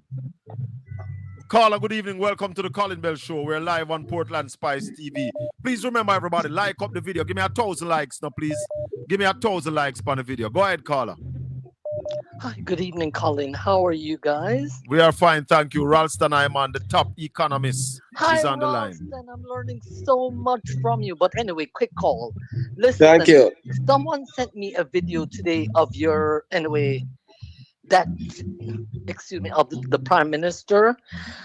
Anyway, it's on YouTube supposedly, but I was so aghast I couldn't even watch the whole thing. Anyway, bottom line, go look for it. He's saying that he wants to update both Sangster and Norman Manley to accommodate flights going to Africa and South America. And let me not lie, and if I recall correctly, something about $50 billion. I'm like, what? And my people are living under nothing? Have you heard of that video? No, I didn't hear that. I have not heard that video. But if it's listen, out there and I'm it's in true, we'll shock. get it. We'll get it. Listen, I am in shock. Because I'm like, wait a minute here. Why does he want both airports? He's He saying, might know worse than that, caller. That's not bad because at least the airport them can bring in some revenue. He's planning to build a new parliament building. But bear with me. Where's it? Okay, based on what I heard, but I was in shock, right? 50 billion. I'm like, and my people don't have a place to live. But the government can afford it, caller. The government is sitting on over $500 billion right now. So they can afford to do that.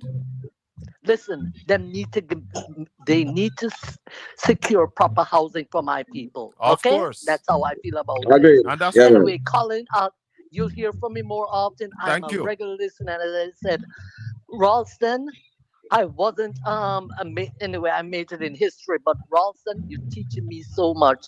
Bless you guys, okay? One love. Thanks for the call. Thank you.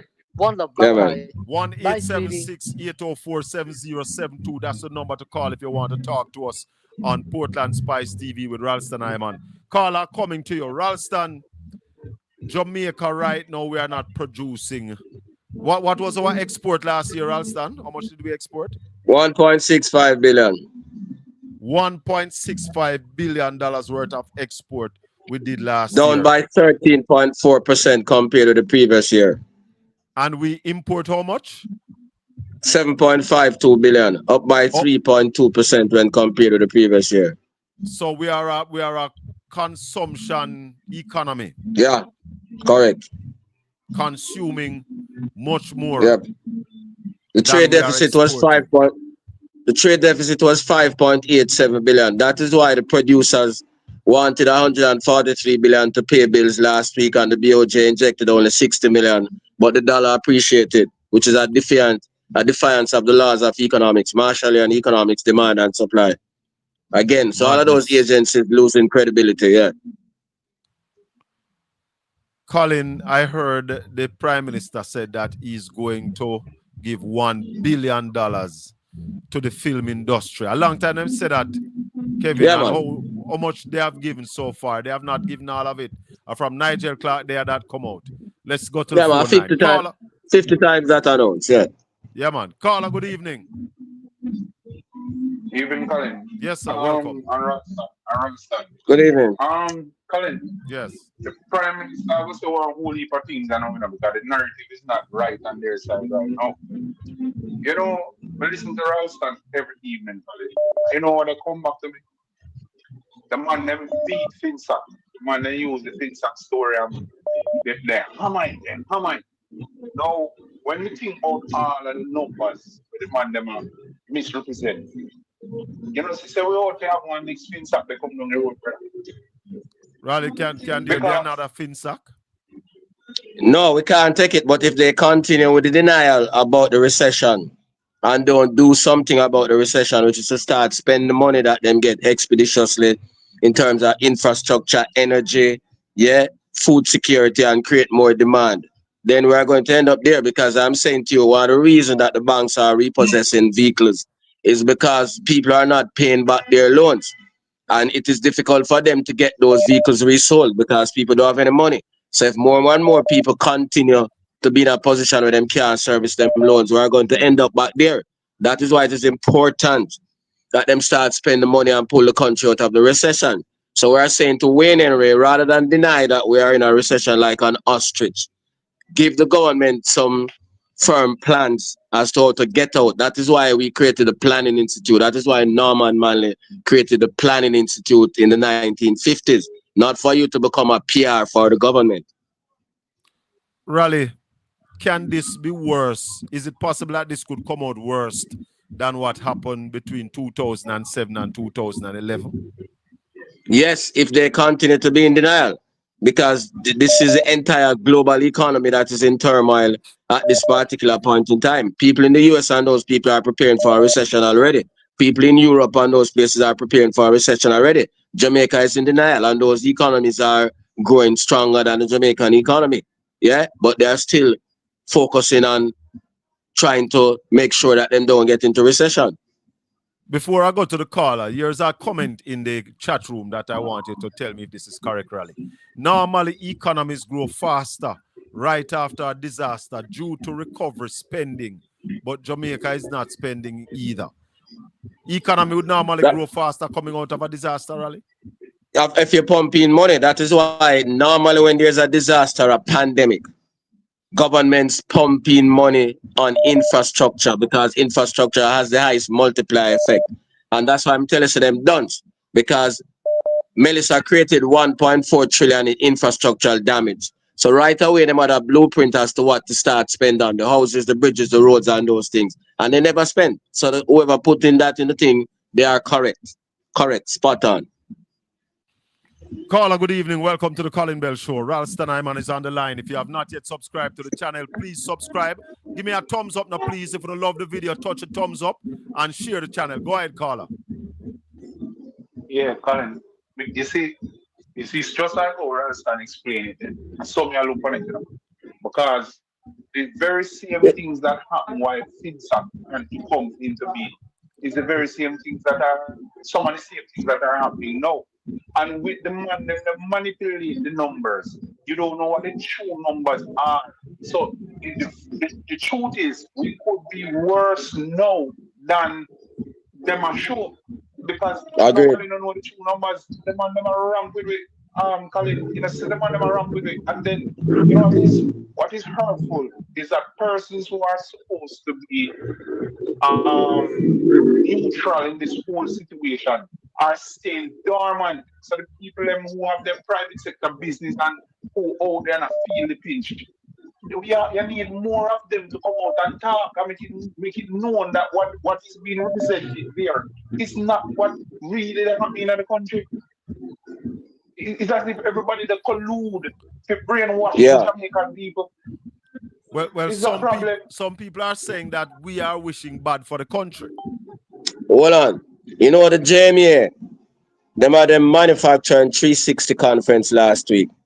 Yes. And the executive JMA director said the majority of their members are still on their knees.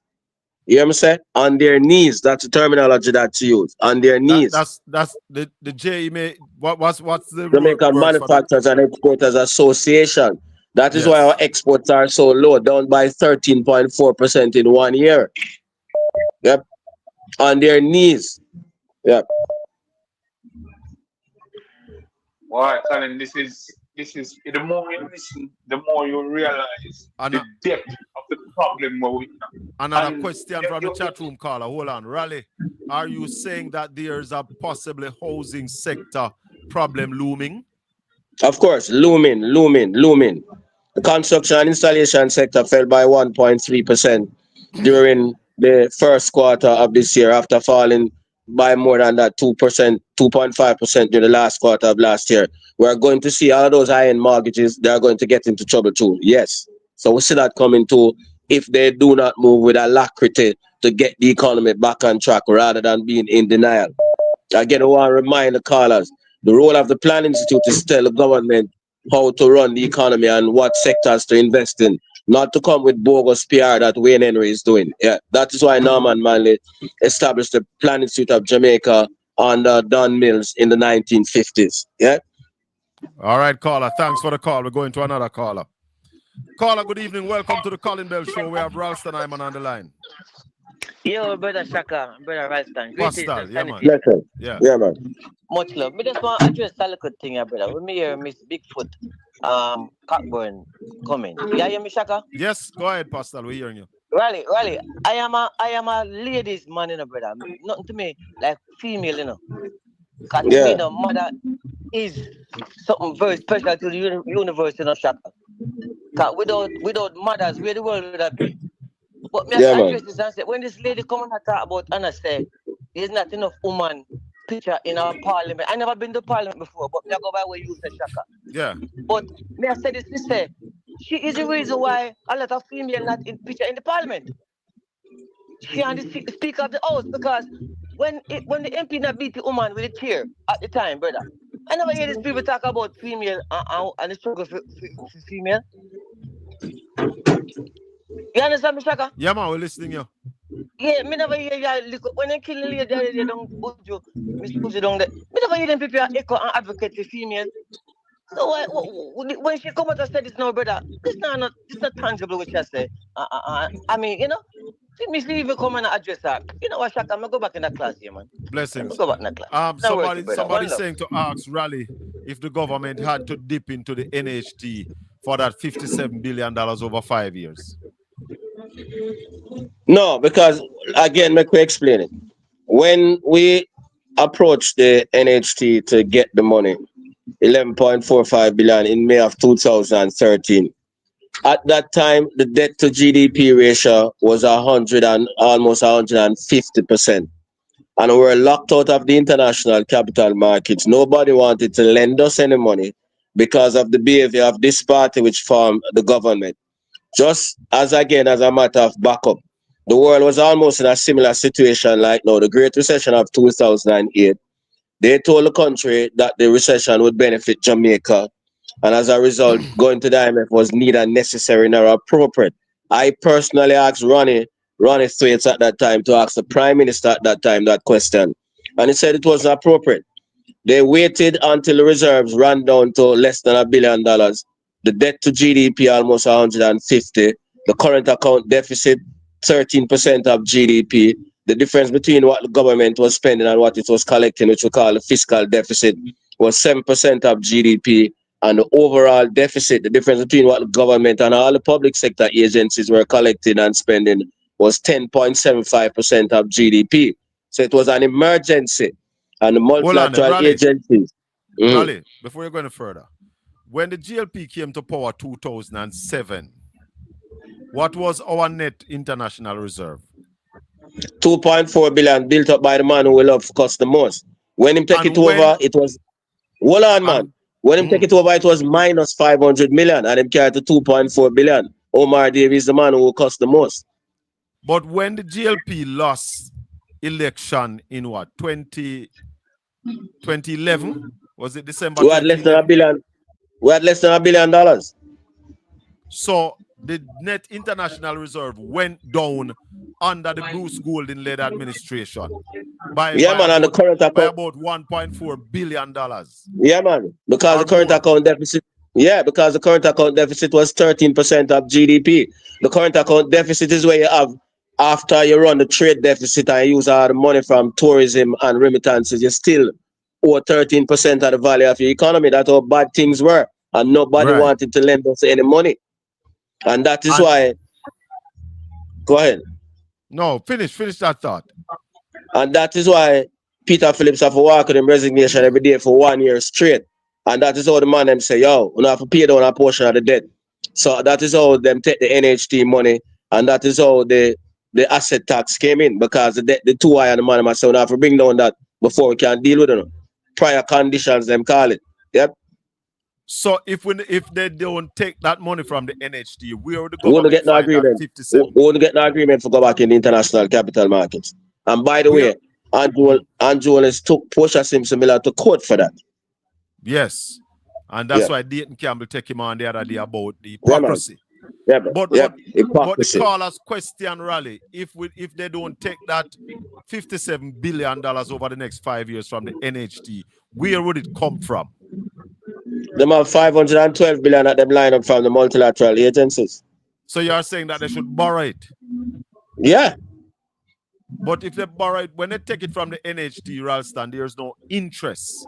Once you borrow it, there's interest to that. Wouldn't it cost the Jamaican more to borrow it than to take it from the NHT? But if you build more houses, it would have a faster multiplier effect on the economy and you'd grow faster. You wouldn't be in a recession now. But for the last 10 years, they have not built those houses, Raleigh, so there's no way they're going to build them now. Precisely because they have been taking the money for the last 10 years. Exactly. That's so the point. It's not no Melissa why they're taking it. We'd agree with the IMF, that all those things should have stopped in 2016 when the agreement ended, The asset tax should have been stopped. Could they have stopped it, Ralston? Of course, they could have stopped it because the economy was so nice that they assembled a group of iPod people led by Mr. Leachin, saying that things are so good that they'd grow the economy by 5% per annum in 4 years' time. But they took what? $11.4 billion every year from NHT. Yeah, man. Since 2016. Where they would have get that money if they never take it? Because at that time, they never have this big loan here. So where that money would come from? No, but I'm saying to you that they never had to do it because we had agreed with the IMF that when the agreement ended, that would have stopped. And the agreement ended because we never did all of the 12 tests, and we were so great that we passed 10 straight, and the man them say, all right, everything good. And them themselves, when them come in, say, them can grow the economy by 5% in 4 years' time, 5% per annum, because things are so good. They were overpaying the debt, Raleigh, squandering the money instead of stop taking the money from NHT. What have Jamaica benefited from we paying more on the debt than we were supposed to be paying? What is the benefit that we have gotten to date? All right, so here it is now. Them say them they do that. Them do that. So them say them they do that them could have borrowed more cheaply. But what happened to it? We never spend on infrastructure, and Melissa come and create 1.4 trillion in infrastructural damage. Bad policy. That's the point I'm making to you. Them never do that, and them pay down the debt. But in 2016, we got $1 billion in foreign direct investment flows. We ended up with 300 million because a man now come invest in your country if you don't have no proper infrastructure and if you're not spending on your human resources, your labor force. So are you saying to us then, my final question before I go to the call, You said we got $1 billion in foreign direct investment in 2016, right? And, and that would be based on the PNP's performance, the PNP office performance. Correct. Since 2016, have we maintained, get better, or fallen in foreign direct investment? We dropped by 300%. Last year we only get $305 million. And what were the prior years, if you can remember them? Well, from 2016 we have been declining. Constantly? Till we reach down, constant decline till we reach down to $305 million. Because investors are not going to invest in your country if you don't have proper infrastructure and if your human capital not up to scratch. And they neglected spending on infrastructure and human capital. And that is why Melissa created such massive infrastructural damage. So the strategy backfired. Yeah, that's the point. Caller, good evening. Welcome to the Colin Bell Show. Yes, good evening. To you and Mr. Ralston. I have two things. Yes, sir. I want to ask Ralston a question. Why is it that these last days, every time NHC a bill, it have to be with partnership? Why NHC can build them own scheme? Because I see the Prime Minister break ground out of St. Thomas and I say NHC and partnership. Them also now go sell for nothing under 30 million. You're correct. The Prime Minister said NHT is just a financial institution, just like any other financial institution, which is contradictory to what Michael Manley, the founding father, said. No, I'm not that. Me get my house through NHT and the Porsche government, and not NHT alone finance everything. Me never have to go no bank. Them change the way it operate. Him and Nigel Clark change it. That's what them say. Yeah. Them say that's another financial institution. But why we don't hear anybody leak out against that rally? People are comfortable with it. Are you comfortable with that change? No, ain't nobody now leak out against nothing in Jamaica. You see anybody leak out against anything? Nobody now leak out against nothing. Let me say it here loud and clear. I benefited from the NHT. And when I got my benefits, and I'd say benefits because I benefited more than once from the NHT. When I got my benefit, I never forgot no commercial bank.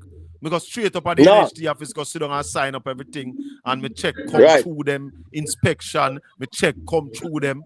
So why is this change necessary? And the partnerships at those times was with the building societies, which are poor people institutions, Jamaica National and Victoria Mutual. Them money come on a Nigel Clark chairmanship and change it up and say it's just another financial institution. Yep. Go ahead, caller. Yes, the next thing. This a deal with Nikisha Burchell. Why is it that everybody, like even Dean Jackson Miller, me hear a call her out, and nobody never call out the speaker when the speaker be boisterous about the maze. Nobody never call out the speaker at that time. And the international people them give Nikisha Burchell whole heap of love. Me attack white people. I zoom in on it. People from Ghana, I zoom in on it, from Africa, I zoom in on it. And they say that they cannot believe that we can speak our own language in the parliament. And that's why I told Marlon Morgan that this parliament is not the people's parliament. This parliament is the king's parliament. Yeah, man, that's correct. Me hear Dean Jackson Miller call her out as such a rude. And me never hear Dean Jackson call out the government, but not at all. But she quickly call out Nikisha Burchell. Listen, some people just jump on something sometime and get it wrong. We are all human beings. I still have a whole heap of respect and love for Dean Jackson Miller. We disagree on this one, but the love continues. All right. Keep up the good work. One love. 1-876-804-7072. Ralston Hyman, we've been calling right after the budget debate or the budget presentation for the government to rework the budget and come again. The budget that we saw that was delivered to us in March, April, is that budget holding in any way, shape, or form, Ralston? That budget is part of the budget that is leading to the contraction in the economy. Because rather than spending more, the government plans to collect more. When you have a contraction and a recession, it means that the government must pump more money in the economy, particularly in infrastructure. Yeah? That is how it happens internationally. That is how great economists like Larry Summers and Professor Blanchard and all of them, man, they deal with the thing. Yeah, you can't have a recession and come and tax the people, because what you're doing is reducing the amount of money that them have to spend. So the economy must fall. Them don't know anything about economics. I would say So that it's without more pressure apology. upon the donkey back. Yeah, them could have cut a little more. Yeah, that is how economics go. Yeah, them don't know anything about economics. So by when you expect to see a supplementary budget coming forward? Well, it should have come already. And that is why I'm showing you that that's why we're ending up the way we're ended up, and we could end up in a L-shaped recession. Because rather than tell the man them say, no, this can't work, and we need to come with more money and spend on this. Wayne Henry is leading the denial charge. His job is supposed to give them the corrective measures. Yeah, that is what the Planning Institute is there for. Yeah. So we should have that already. The longer them take to do that, is the deeper the recession is going to get, and the more the violence and social dislocation in the country is going to get.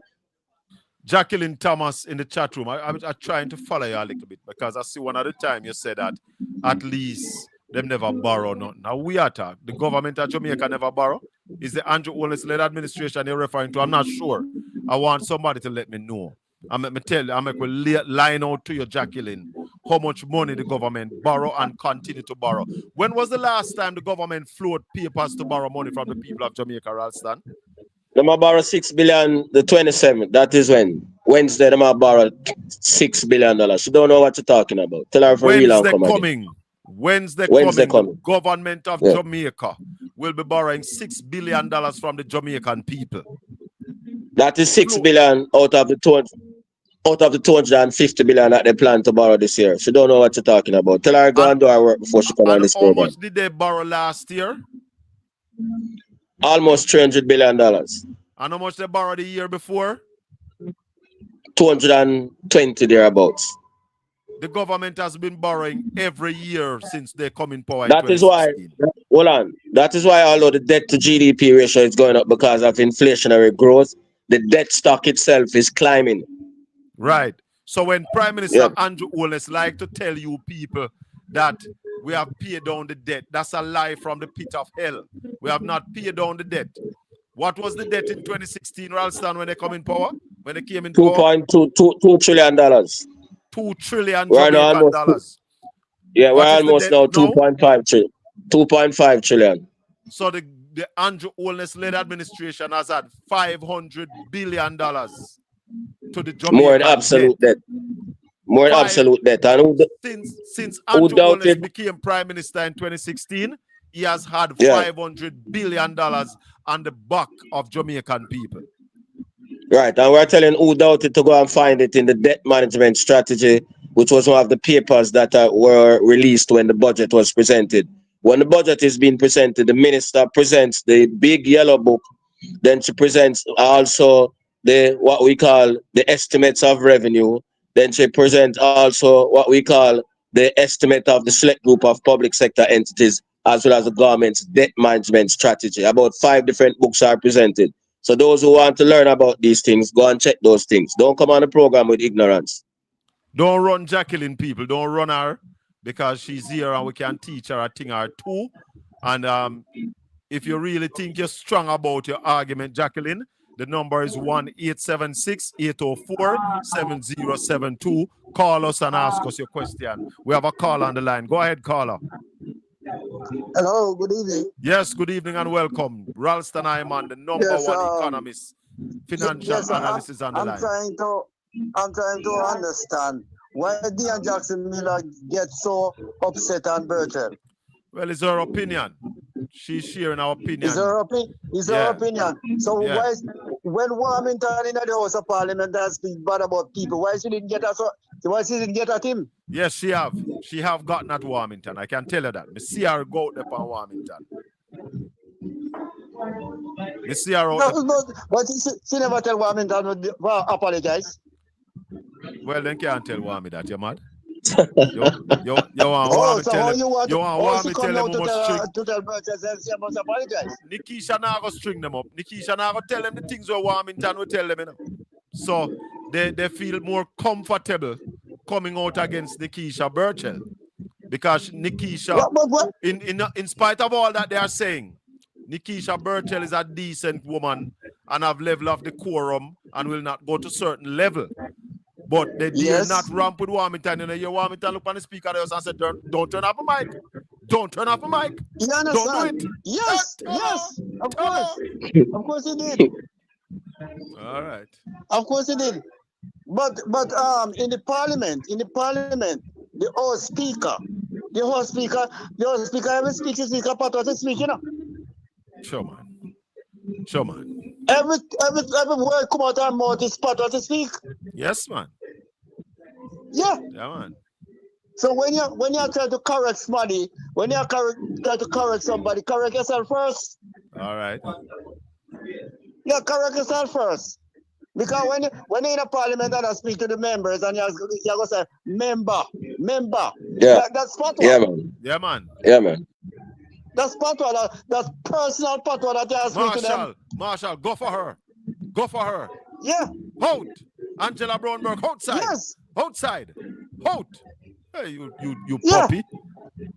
You can speak fatwa to the house and I want the person that speak fatwa. You stop her.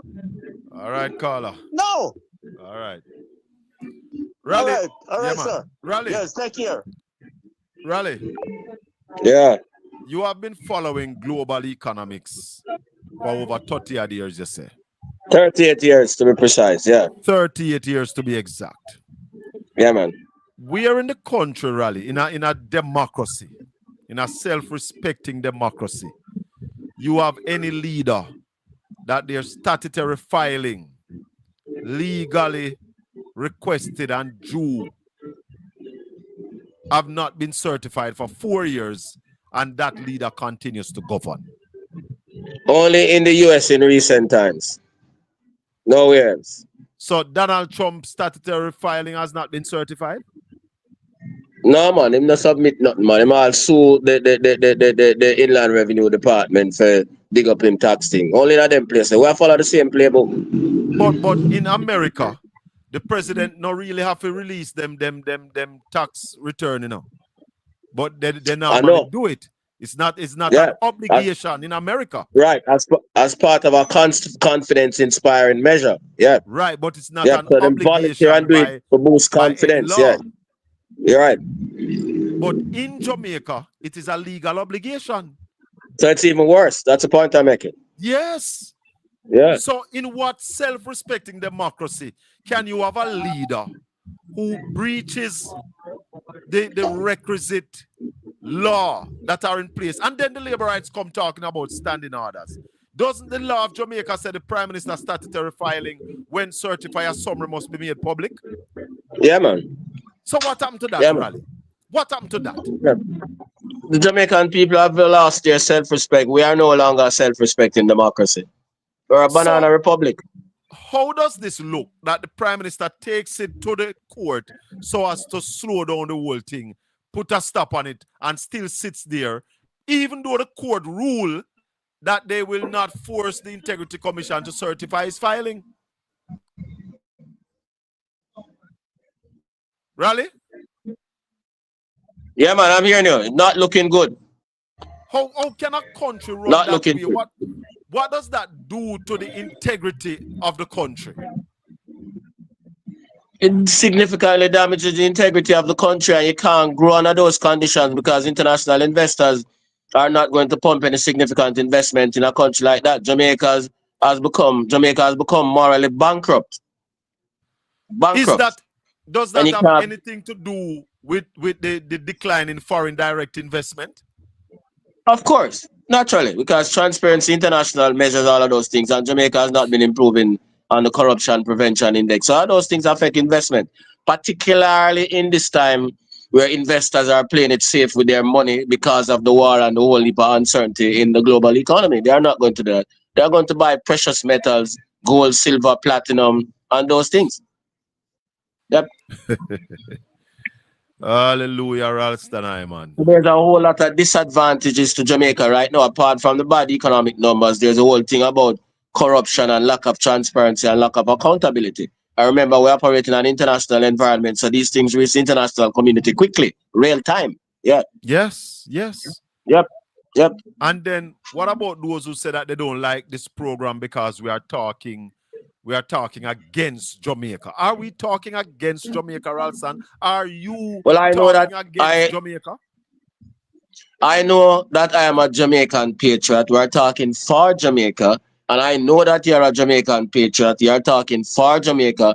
There's an article in the Sunday Gleaner written by Jalil Dabdoub, which says that what we're doing in Jamaica is defending party rather than the constitution of the country, where every discussion is politicized and said to be against the government. And he says that is part of the decay of Jamaica. We urge everybody to read that article. Yep. That's the new trend. Yeah. What is coming this week in the Jamaican economy? Well, we expect the Bank of Jamaica to intervene in the foreign exchange markets again in order to deal with the massive shortfall last week. And Wednesday, the government will be in the market borrowing some $6 billion to help fund the budget. So those are the two major events. We expect, given what happened yesterday or today with the missile attack, that we'll see global oil prices climbing again tomorrow. And we hear central banks talking about recession and higher interest rates again internationally tomorrow. So the government will be borrowing in a way that Andrew Holness had criticized when the PJ partisan with Omar Davis as finance minister did. He criticized it. Why are they doing it now? The same thing. Precisely. And in those times, the debt to GDP never reached the high levels that it reached in 2007, 2011. Jamaica's highest debt to GDP ratios were developed under JLP administrations. You know? So they borrow more than any other administration in the country. Yeah. And the two biggest sums that has ever been borrowed in this country has been borrowed by which administration? JLP. They built up the debt 262% in 1989. Omar Davies, the man who cursed the most, bring it down to 115% in 2007. They carried back to 150% in 2011-12. So, when Peter Phillips bought from the IMF, you know, it was only $932 million. You know. Okay. Yeah. So the two time when they borrowed a big amount in 2010, how much? In 2010, how much they borrowed? $2.4 billion US. And now, and they how got much it. they are borrowing now? 3.6. I remember in 2012 they got the money up front in 2010. Up front. So they're not taking it up front this time, they're afraid. No, the money, precisely. Precisely. It's fear. When Peter Phillips borrowed the 932 million, we have to pass all of the tests them every quarter before you get any money. And only $932 million. And they had to do everything. Yeah. I have a caller holding. But the question I want to ask you before I go to the caller, the government said that the multilaterals are mobilizing $2.4 billion for investors. What do you think will become of that $2.4 billion? They are not going to be successful in this environment. It's not going to happen. Not going to happen. Both for domestic and external reasons. Not going to happen. Go ahead, Marie. Yes. It's not gonna... Good evening, gentlemen. All right. You know, Colin and Roston, you know that in the British Parliament, you see, every Wednesday at 12 o'clock until 12:30, you have a prime minister. Question you have a time time. when the prime minister have to sit and take questions for half an hour. Yes. Yeah, man. Prime Minister question time. Yeah, man. Yes. Yeah, man. We know about that. Yeah.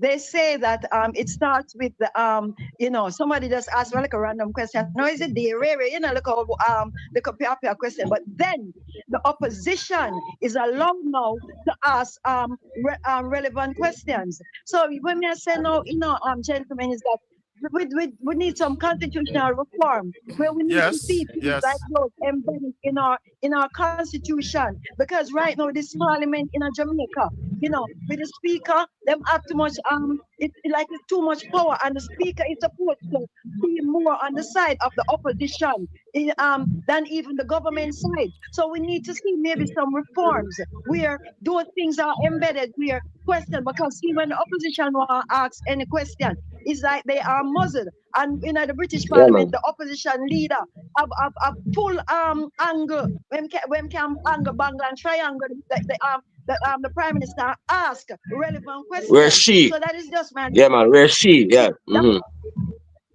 Yeah, so we need we look with changes. We need to see them things that are happening because we're not getting out of this parliament right now. This parliament is an led parliament. With the speaker, we need to see different changes in a Jamaican the parliament for the people, so questions can be asked and answered that is relevant to Jamaican people. All right, gentlemen, that's my Blessings, Mary. So, Yeah, Raleigh, man.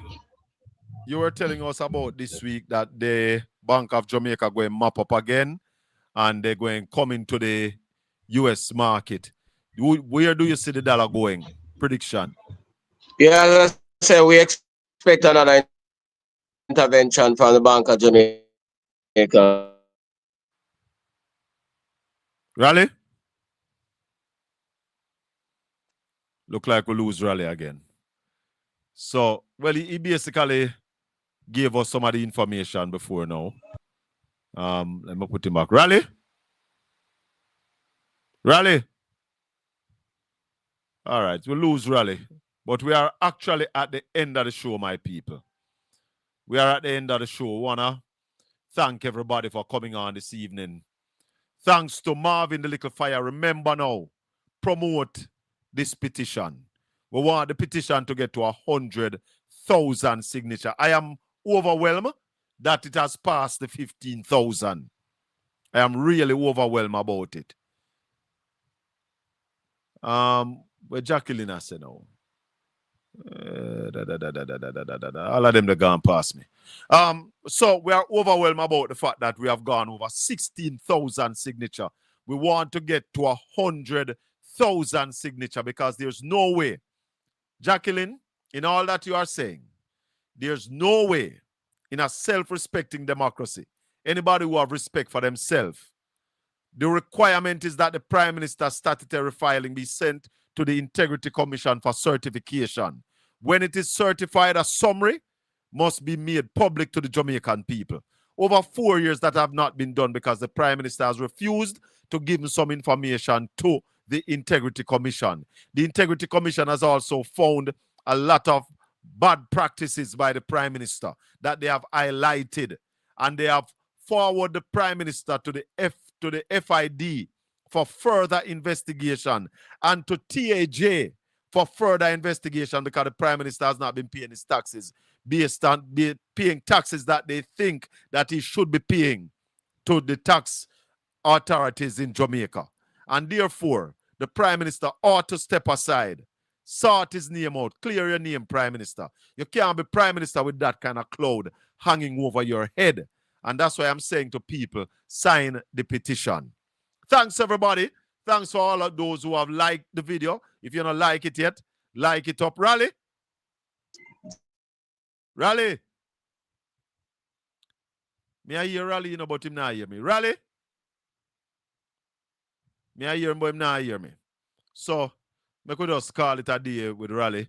I have to give him a call because we have to sort out something. This phone number that we're using, maybe we need to change that and use something that they don't know about, if we believe that they are getting in on what we are doing. So, to all my listeners and viewers, all my subscribers, all the Portlanders, Portland Spice ambassador, let me thank you for the great work that you have been doing. We are seeing the growth. Please continue to share up the channel to everybody. Let them know that we have the best discussion on governance over here at Portland Spice TV. May the good Lord continue to bless and keep you.